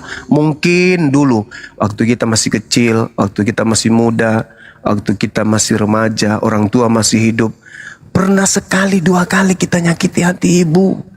Pernah sekali kita merasakan kemudian menang berdiskusi atau berdebat dengan ibu, dengan ayah. Seorang pakar Islam, Imam Syafi'i, berkata, apabila kamu berdebat dengan bapakmu, dengan ayahmu tentang sendal misalnya, seketika kamu berdebat dengan ayahmu tentang sendal, lalu saat kau berdebat ayahmu merendahkan suaranya dari suaramu, maka sesungguhnya kamu telah durhaka kepadanya. Kita berdebat nih kepada ayah, bukan kepada ibu, baru ayah. Lalu ayah dalam keadaan berdebat kepada kita, dia rendahkan suaranya setelah dia tinggi, artinya kita sudah durhaka sama dia. Mungkin karena kita pernah melakukan kesalahan kepada mereka, orang-orang mulia ini, ya sehingga kita dalam kehidupan kita itu nggak lurus aja, senang, bahagia, happy. Kadang kita disakiti orang, kadang kita punya niat baik tapi dinilai jahat oleh orang. Kadang kita punya niatan untuk membantu tapi dianggap tidak baik oleh orang lain, dan kita rasakan itu sebagai pukulan. Ikhlas, anggap itu penggugur dosa, anggap itu sesuatu yang mencuci kesalahan kita kepada ayah yang sudah tidak ada, ayah yang masih ada, ibu yang membesarkan kita dan pernah kita sakiti hatinya. Mungkin kita dilarang keluar malam, tapi kita tetap keluar malam. Apa yang ada dalam hatinya? Sulit dia tidur. Ya Allah, gimana anakku di luar sana? Itu sebenarnya membuat kita sudah berdosa sama mereka, kepada orang tua kita ini. Nah, mungkin ada cara Allah, daripada aku siksa kamu di nerakaku, mending aku siksa kamu dengan sakit hati. Kamu terima nggak sakit hati itu dikarenakan orang-orang yang tidak baik ini? Kalau kamu ikhlas, nerakamu kuhapuskan. Rasakan sakit hatimu dengan ikhlas. Cukup dengan doa kepada aku, ya Rabb, ampuni mereka yang tidak tahu tentang nilai-nilai sebuah kebaikan, tentang nilai sebuah keikhlasan. Sekira begitu sahabat-sahabat sekalian. Saya boleh di sini karena saya tidak menggunakan akun ini selama saya ada aktivitas dengan mitra kerja. Saya boleh, kalau memang masih boleh di sini, parkir di sini, silakan aja. Saya akan tutup mic-nya saja sambil saya prepare untuk melakukan kegiatan. Sahabat-sahabatku sekalian, saya juga manusia biasa sama seperti kalian. Saya ada pada posisi ini karena saya memang sudah lama, sudah hampir berapa tahun, 20-an tahun di dunia apologet. Bukan karena saya cerdas atau bukan karena saya lebih pintar, enggak. Cuman karena saya lebih dulu mencicipi dunia dialog. Jadi saya jangan terlalu dipandang orang yang istimewa, orang yang lebih dari kalian, enggak. Kita sama. Cuman karena saya lebih tua, lebih dulu dari kalian, tapi kalian jauh lebih hebat. Kalian punya semangat yang luar biasa. Begitu ya netizen, kalian jangan berkecil hati. Wah, kami hanya pendengar, enggak. Waktu, ruang, kemudian harta yang kalian sisihkan untuk dunia apologet ini, itu semua akan menjadi saksi di akhirat bahwa kalian adalah orang-orang yang peduli terhadap agama Allah. Siapa yang menolong agama Allah, kitalah ini yang menyimak, yang menyaksikan. Banyak orang yang memiliki banyak waktu, tapi mereka lebih disibukkan main game, main yang lain. Tapi kita ini, alhamdulillah, masih di tengah-tengah kesibukan, kita kemudian memperhatikan dunia apologet. Oh iya, saya cerita sedikit teman-teman. Ini kenyataan saya saya kebetulan kenal dengan seorang ibu baru-baru meninggal, belum sepekan yang lalu. Beliau sangat baik. Beliau adalah kakak dari seorang artis ya, Yus Yunus ya, yang yang artis ini, bukan yang penyanyi dangdut, presenter dengan apa beliau itu ya. Nah, kakaknya itu hampir setiap saat ngechat ke Bang Suma.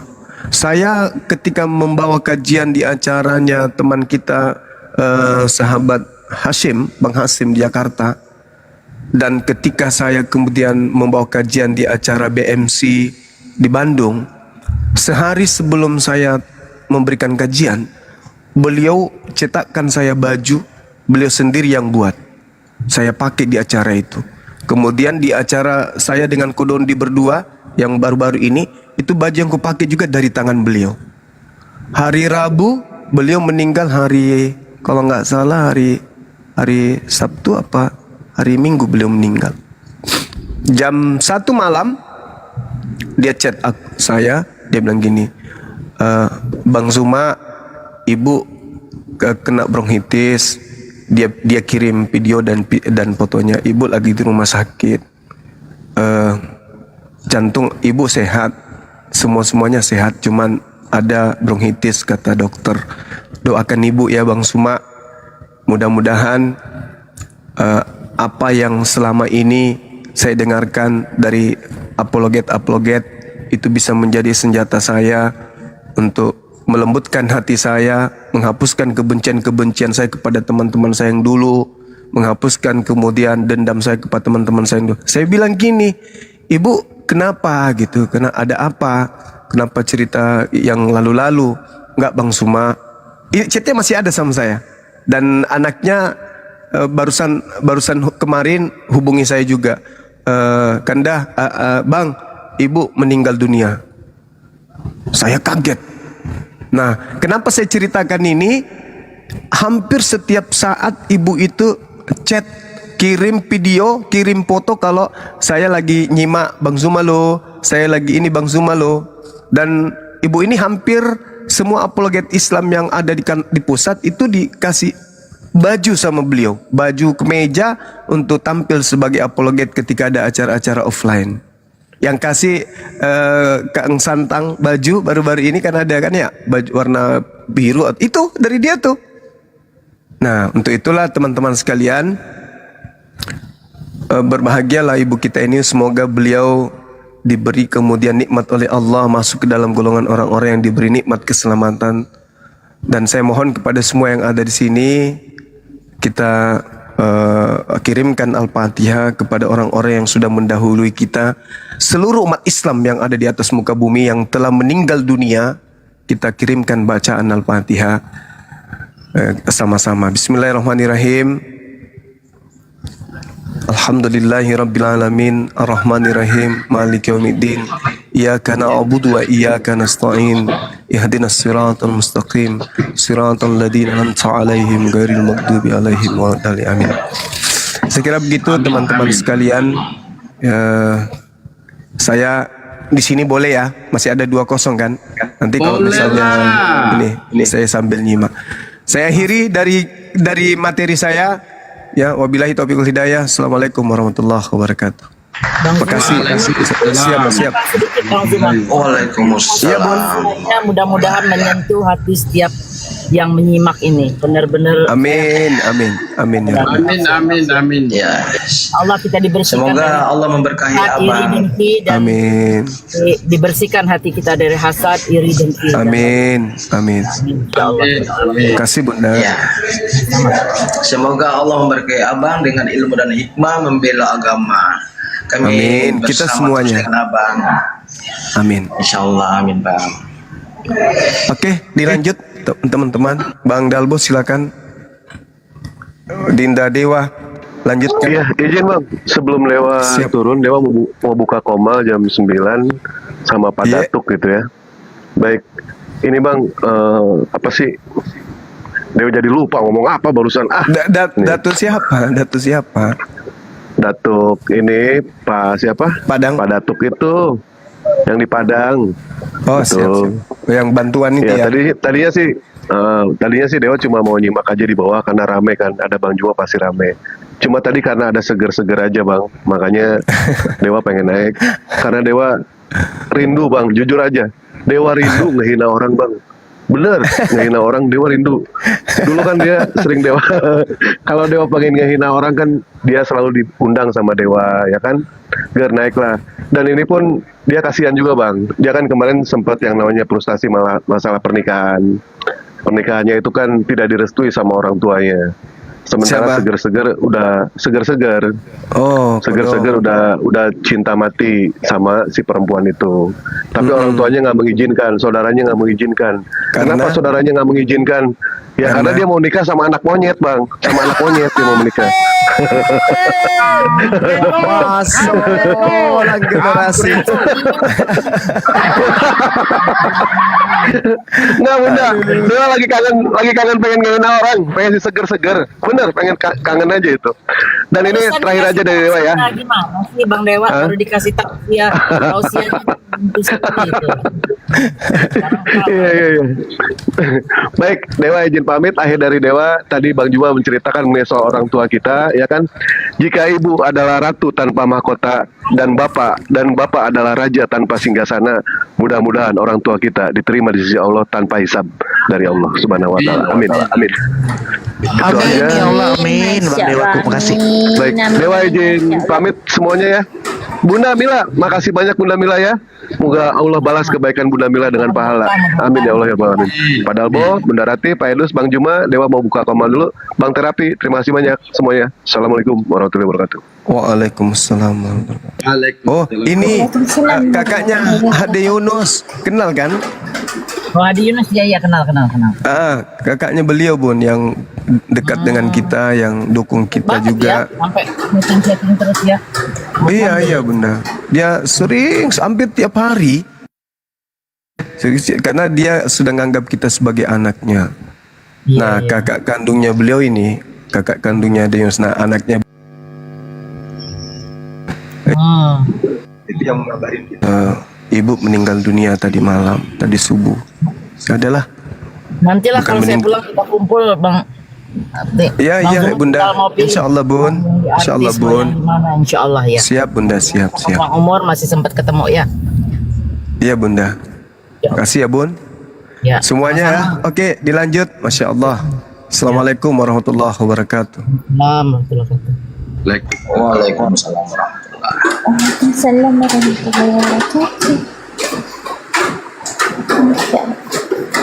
Silakan.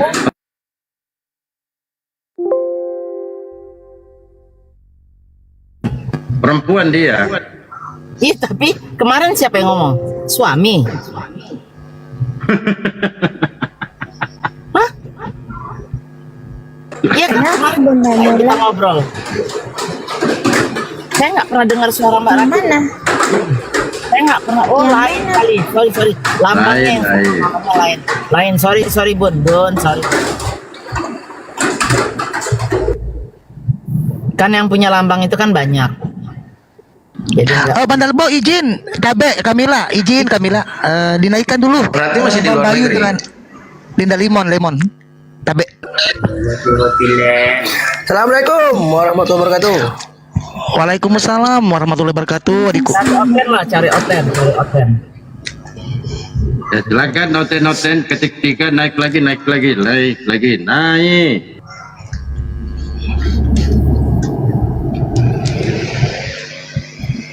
Yang belum follow akun di atas silakan di follow ya. Assalamualaikum juga Bunda Mila.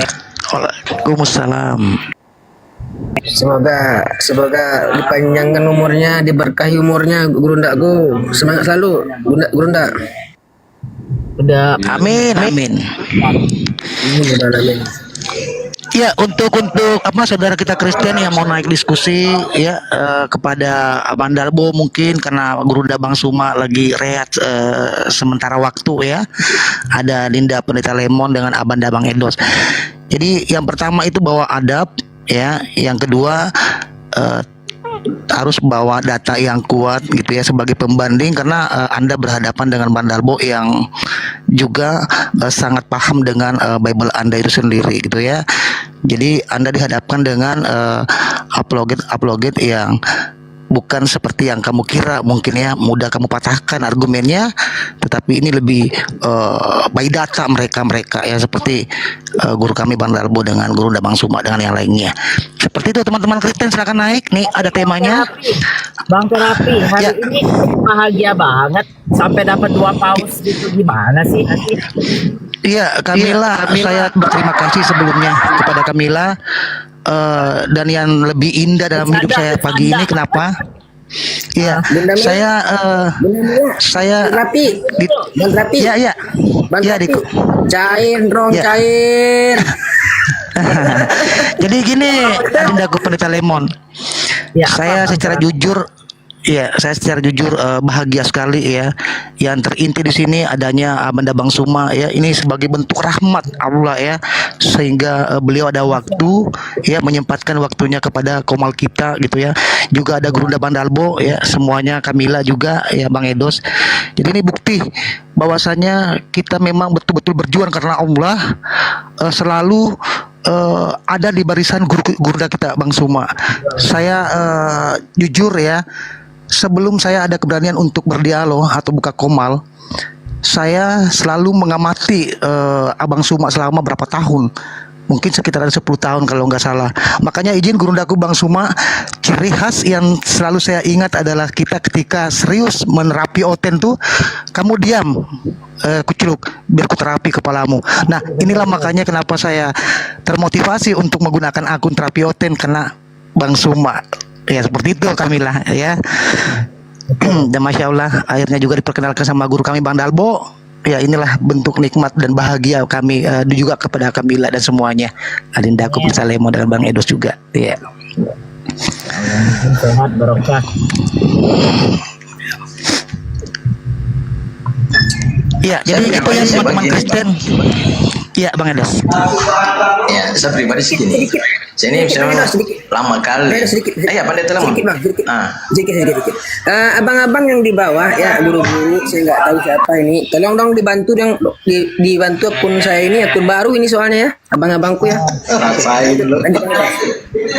Iya, kalau saya pribadi gini Bang, saya ini sama dengan Abang Dak Zuma ini memang kalau umpamanya Abang ini deh, walaupun komalnya itu kosong, saya pingin naik sekali. Cuma gini ya, saya itu merasa bangga sekali ketika saya bertemu sama atau saya komal sama Bang Zuma ini. Karena kenapa? Karena dari saya ini mulai dari naik komalin 2001, saya ini mungkin sudah kenal lama juga sama Bang Dalbo.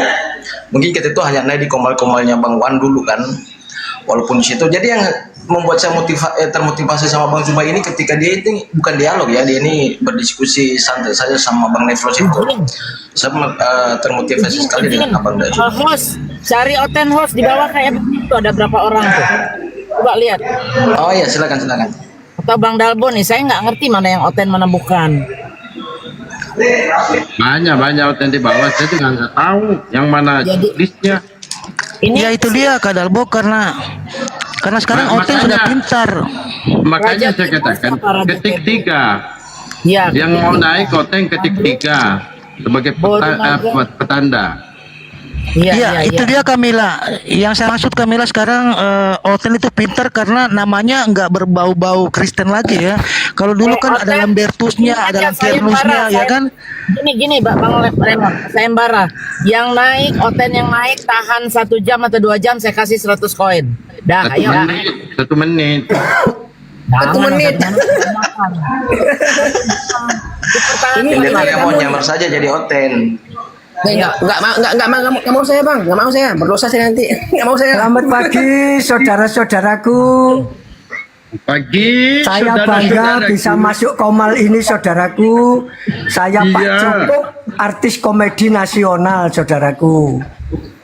Saya Pak Indro, artis juga di sini. Siap. Mudah-mudahan di Komal ini saya banyak belajar, saudaraku, karena selama saya masih hidup, saya ingin belajar di atas langit ada langit, saudaraku. Masya Allah. Jadi judulnya ini mantap sekali, saudaraku. Judulnya mantap. Jadi ini yang bisa menerangkan harus orang-orang yang punya ilmu goib, dalam arti ilmu laduni, saudaraku. Jadi nanti coba saya terangkan. Kalau saudara percaya enggak apa-apa, enggak percaya enggak apa-apa, saudaraku. Lanjut, silakan. Yang ditanyakan kepada saya siap, saudaraku. Oke, siap. Tunggu dulu. Abang Kristen ya? Saya Islam, saudaraku. Oh, nggak perlu saya tanya, Bang. Tempatnya ini nanti ini room Islam untuk Islam. Oke. Ini Oten. Gitu, Bangku. Bang Dalbo, Buddha Mila, ini di atas Bang Dalbo ada juga nih tamu ini. Tunggu dulu. Supaya kita tidak seperti Komal Oten ya. Ya oke, abangnya Delsan, makasih sudah naik. Kita turunkan dulu ya. Terima kasih saudaraku. Kalau memang ini khusus roomnya Kristen, saya terima kasih karena saya ini memberikan ajaran di luar dari agama. Wajar aja di pasar loak. Enggak gini, Bang Deta ingin belajarkan kita tentang ilmu goib. Berarti dia tahu tentang bagaimana mengetahui pikiran orang kan seperti itu. Saya mau tanya tadi itu. Kok ilmu kota? Apa yang saya pikirkan? Ayo tuh, sapa dulu tuh. Otek kali. Detek, selamat malam. Assalamualaikum warahmatullahi wabarakatuh. Waalaikumsalam. Waalaikumsalam warahmatullahi wabarakatuh. Ada yang ingin disampaikan, Bang? Waalaikumsalam warahmatullahi wabarakatuh. Waalaikumsalam warahmatullahi wabarakatuh. Tapi Dalbo ini abang aku itu kakak saya itu. Kan kakak-kakaan deh, kita butuh Oten. Ya. Iya, enggak apa-apa. Ya, enggak apa-apa saya turun. Thank you. Didarati, sabar dulu abandaku, Bang Deteksi. Didarati bisa nggak sih karena itu kakaknya adindaku turun dulu ya, Diko ya. Ntar baru naik lagi ya. Kita kasih waktu Bang Deteksi. Ada Mandalbo nanti juga ya. Boleh ya, Diko? Berarti? Iya. Oke, makasih ya Diko ya. Kita butuh satu. Nanti dibawa aja ya, baru kita ini.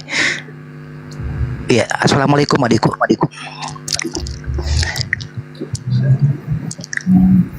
Ya, nekang lagi, Oten.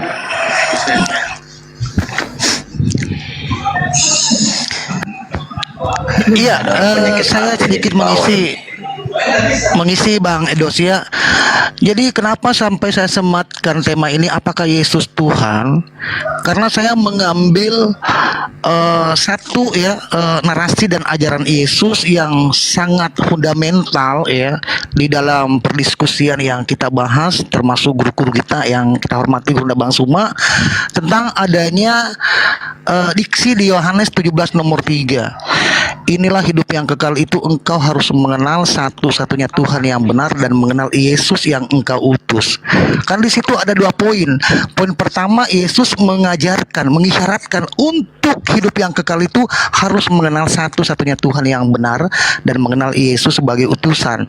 Begitu banyak data tentang Yesus tersebut bahwa beliau ini adalah utusan ya, nabi, rabi gitu ya, banyak gelar hal itu gitu. Nah, kemudian saya coba memberikan satu data pembanding dari narasi Paulus di 1 Korintus 8 nomor 6. Di situ diksinya ada satu Allah dan Yesus Tuhan. Kalau saja Yesus sebagai utusan, kenapa sih Paulus ini mengabadikan Yesus sebagai Tuhan itu gitu loh Bang Edos. Silakan abandaku Bang Edos. Oke, terima kasih Bang Da. Jadi gini, kalau kita berbicara tentang diksi dalam Yohanes 17:3 ini sebenarnya menarik. Di situ dikatakan kan kalau dalam bahasa Yunani kan ginosko, seperti itu. Jadi kata mengenal dalam konteks ini tidak hanya berarti mengenai secara intelektual saja, tetapi juga memiliki makna yang mendalam.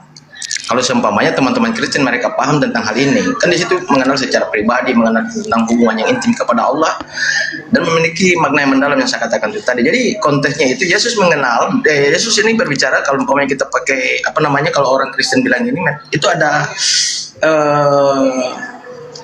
apa namanya judulnya itu, biasa judulnya itu. Jadi konteks itu doa Yesus itu.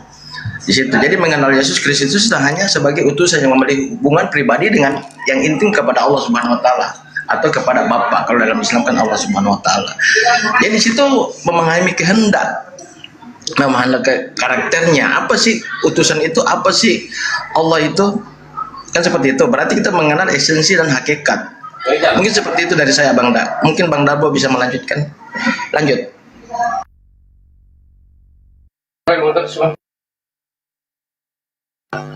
Ya, ada tamu tadi. Maaf Bang Edo. Iya, jadi sebenarnya sangat jelas ya. Yesus ini sebagai penyampai pesan ya.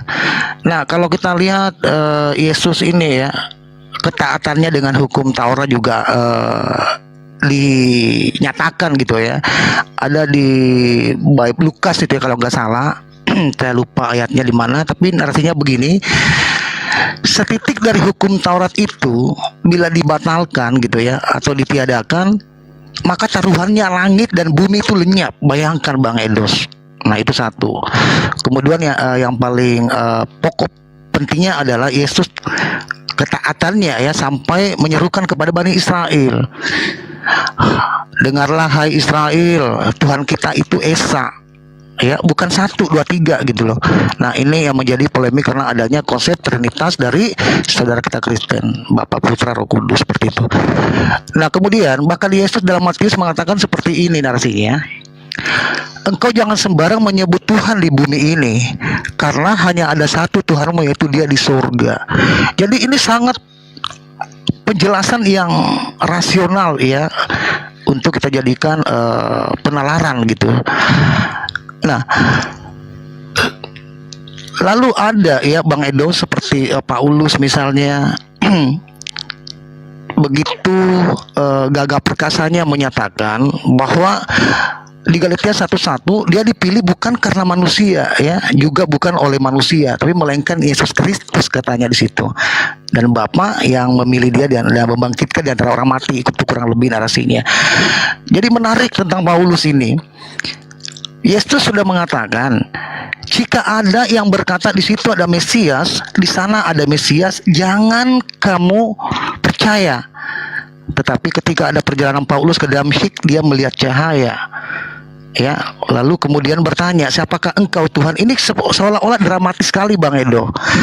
Ya, nah itu tadi.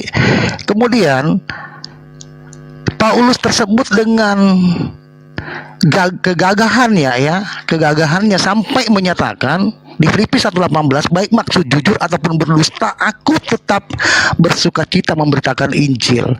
Bahkan tidak sungkan-sungkan dia mengatakan, aku sudah dipilih sejak dalam kandungan ibunya. Luar biasa kan. Nah sementara kalau kita berangkat kepada perjanjian di Yeremia ya, perjanjian lama, aku akan menjadi, ini narasinya begini Bang Edos, aku akan menjadi lawan mereka yang menubuatkan mimpi-mimpi dusta. Aku tidak pernah mengutus mereka. Nah jika sikalaunya ini benar, kalau Yesus itu dinubuatkan ya sebagai sosok, berarti apa korelasinya dengan Yesus menyatakan, apa Paulus menyatakan bahwa dipilih sedalam kandungan ibunya, bahkan dipilih bukan karena manusia dan juga bukan oleh manusia di Galatia 1:1. Nah, bagaimana melihat ini Bang Edos tentang analisis Anda? Silakan abangku. Oke. Ya, saya bisa dapat catat tadi ini mengenai taruhan antara langit dan bumi ketika Taurat ini yang bisa dihilangkan. Jadi hanya itu, panjang sekali narasi abang. Kalau saya jadi Oten bingung juga Bang. Jadi gini, saya bisa tulis itu tentang pernyataan abang ini. Saya titik dari hukum Taurat itu dihilangkan, maka taruhannya langit dan bumi. Jadi gini. Ada Bang, ada di bawah teriak, naikkan aku, bertahan 1 menit dapat koin.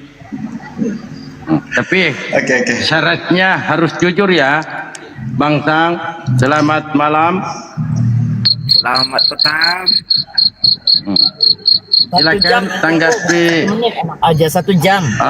1 menit tanggapi tema yang diberikan kepada host. Itu langsung mau bertanya malah. Ini temanya Bang. Nah, ini kan room kalian. Seharusnya kalian boleh bertanya. Tidak, kalau nggak boleh silakan kalian bertanya. Ya tanggapi aja ini. Ya aku Setelah bertanya. tanggapi, Boleh kau jawab bertanya atau jujur. tidak? Boleh, tapi minimal Udah, tanggapi dulu dengarkan ini. pertanyaannya baik-baik Dalbo. Langsung- Kau jangan ribut dulu. Langsung bertanya dia. Tanggapi dulu temanya Om. Boleh nggak jadi manusia sejenak Jadi, saja? ya, jadi tidak boleh bertanya. Bukan tidak boleh, tanggapi dulu temanya. Itu loh. Saya mau bertanya, boleh atau tidak? Iya boleh, tapi minimal Udah, tanggapi diam dulu Dalbo. temanya. Saya buat pertanyaannya, diam. Nah, Boleh jadi tenang, temanya Dalbo? nggak mau ditanggapi? Hah? Nggak mau tanggapi tema? Kau tahu apa tentang Yesus? Iya, silakan tanggapi temanya. Itu makanya aku bilang kalau kau tahu tentang Yesus baru buat tema seperti itu. Tanggapi. Siapa yang tahu tentang Yesus? Apa Kristen? Gagal lah. Boleh nggak saya bertanya? Boleh, tanggapi Udah, temanya dengarkan. dulu. Tenang, Dalbo, tenang. Nggak mau tanggapi temanya? Hah? Nggak mau, takut. Karena kau nggak ada ilmu, tahu? Iya, kalau nggak ada ilmu, kasih ilmu dong. Saya Ya siapa udah, Yesus? kau kan nggak tahu tentang Yesus. Iya, kalau saya nggak tahu, silakan sampaikan ke saya. Yesus ini loh, Dalbo begini loh. Gitu. Ya, jadi Silakan. saya menjelaskan itu kau terima. Iya, silakan. Oke, tenang ya. Siapa Yesus itu gitu?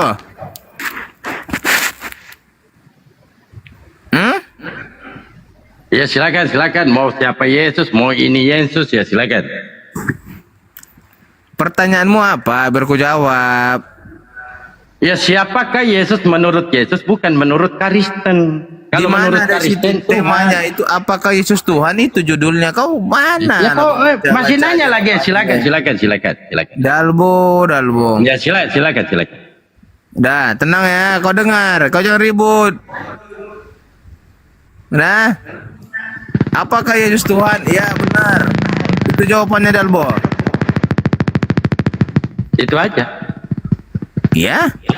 Kalau saya katakan Yesus adalah hamba Tuhan. Kalau saya katakan Yesus adalah hamba Tuhan. Bisa jadi. Ketika Yesus jadi hamba, siapakah Tuhan? Bang Dalbo izin sedikit boleh nggak sebelum lanjut diskusi? Ya. Saya mau ngasih tahu, nih saya di daerah elitnya di LA, namanya Beverly Hills. Nah, keramaian mau Natal ini cuma begini aja nih, lihat nih pohon. Di setiap jalan dia bangun pohon. Tapi begitu nanti malam malam 25 malam itu nanti malam nggak ada lagi yang ke gereja. Di sini aja mereka kumpul foto-foto nih. Lihat nggak sekarang? Kelihatan kan? Gila, kau baru diambil aja kau framing. Oke. Udah, kamu. Iya, kelihatan. Inilah hebohnya Natal. Iya, kau di hutan. Ada lagi yang ke Ya, gereja. Sudah. Ada lagi. Enggak ada gereja ya, oke. Mila. Ada lagi yang ke gereja nih. Kalian lihat semua orang di jalan ya, di jalan foto-foto. Nih foto-foto di jalan begini. Inilah kehebohannya nih. Kalau apa bulan Desember tuh lihat. Tuh. Oh iya. Nanti besok saya naik ke tempat lain ya. Saya posting lagi. Saya posting lagi besok yang lebih heboh lagi. Jadi setiap kota, setiap daerah, setiap tempat shopping center itu ada yang beginian. Tuh, lihat ke atas nih. Jadi begini aja. Oh, Kristen seru kan? Iya, sudah. Nggak ada religius lagi, nggak ada. Kristen udah hilang di sini Bang Dalbo. Udah habis. Ya, Kristennya jadi tuyul. Buktinya itu apa? Ya sudah Bang. Mana pohon Natal? Sabar. Oke. Ya, sekarang kita lanjut. Iya, sekarang kita lanjut. Ketika Yesus dikatakan hamba, diakui hamba, siapakah Tuhan? Jadi kau pikir Yesus itu hanya hamba? Dalbo? Iya, Om. Kau pikir Yesus itu hanya hamba di dunia ini? Saya tanya, dengar dengar tanya dulu. ketika Yesus hamba, Jadi kau siapakah Tuhan? pikir Dengar dulu, makanya aku bilang kau nggak tahu Yesus siapa, kau sosok tahu. Dengar dulu. Kok marah bang? Biasa-biasa aja. Diam dulu Dalbo, tenang. Tapi tenang, jangan marah lah. Tenang, ya tenang Dalbo, tenang. Tapi jangan marah. Makanya aku bilang samamu, kau harus pandai dulu siapa tuh Yesus. Jangan kau bilang Yesus itu hanya hamba. Dia datang ke dunia ini sebagai manusia, sebagai utusan, sebagai hamba. Terus? Sebagai Allah. Apa lagi? Pertanyaanku Jangan kau bilang sederhana. sebagai hamba aja. Jangan kau jadi botol. Iya, pertanyaannya sederhana. Ketika Yesus datang sebagai manusia, Pertanyaan sebagai apa? hamba, Anda Tritunggal atau bukan? Dari tadi kau dengar penjelasan kau masih nanya Tritunggal. Oke, Tritunggal, Kalau baik. nggak punya otak ya. Baik, Tritunggal, nggak usah baik, debat. baik. Di antara Bapa, Anak, dan Roh Kudus yang mana yang Tuhan? Tiga-tiganya Tuhan. Sekarang aku tanya balik. Tuhan Anda ada berapa? Mirror nih sekarang. Boleh, silakan. Mirror. Kalau kau ngerti Tritunggal itu apa? Tritunggal itu 1 Yohanes 5 nomor 7. Apa ininya? Penjabarannya itu apa? 3 tapi jadi 1. 3 jadi 1 apa? 3 apa jadi 1 apa? Makanya buka Yohanes 1 Yohanes 5 nomor 7. Itu Tritunggal. Aku tanya. Ada 3 yang memberi kesaksian, Bapa, Firman, dan Roh Kudus, dan semuanya jadi 1. Dan semuanya adalah 1. Itu Tritunggal. Setuju nggak? 3 apa? 1 apa?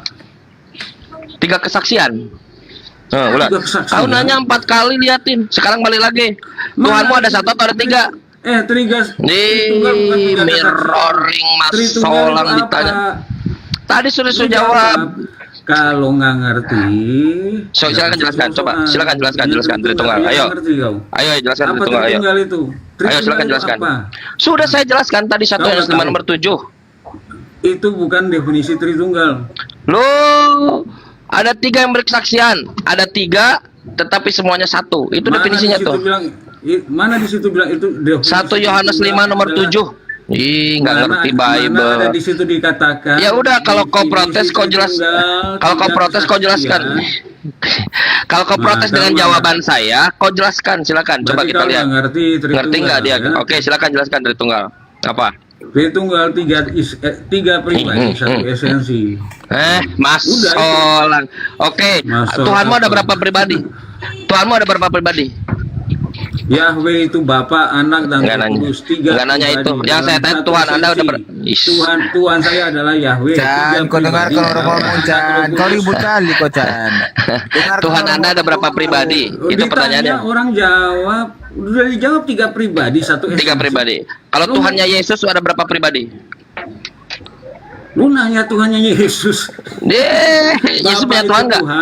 Yesus itu kau udah lari kemana-mana. Sekarang kau Yesus ya nggak ada masih di situ. Yesus punya Tuhan tidak? Tidak. Itu Allah itu.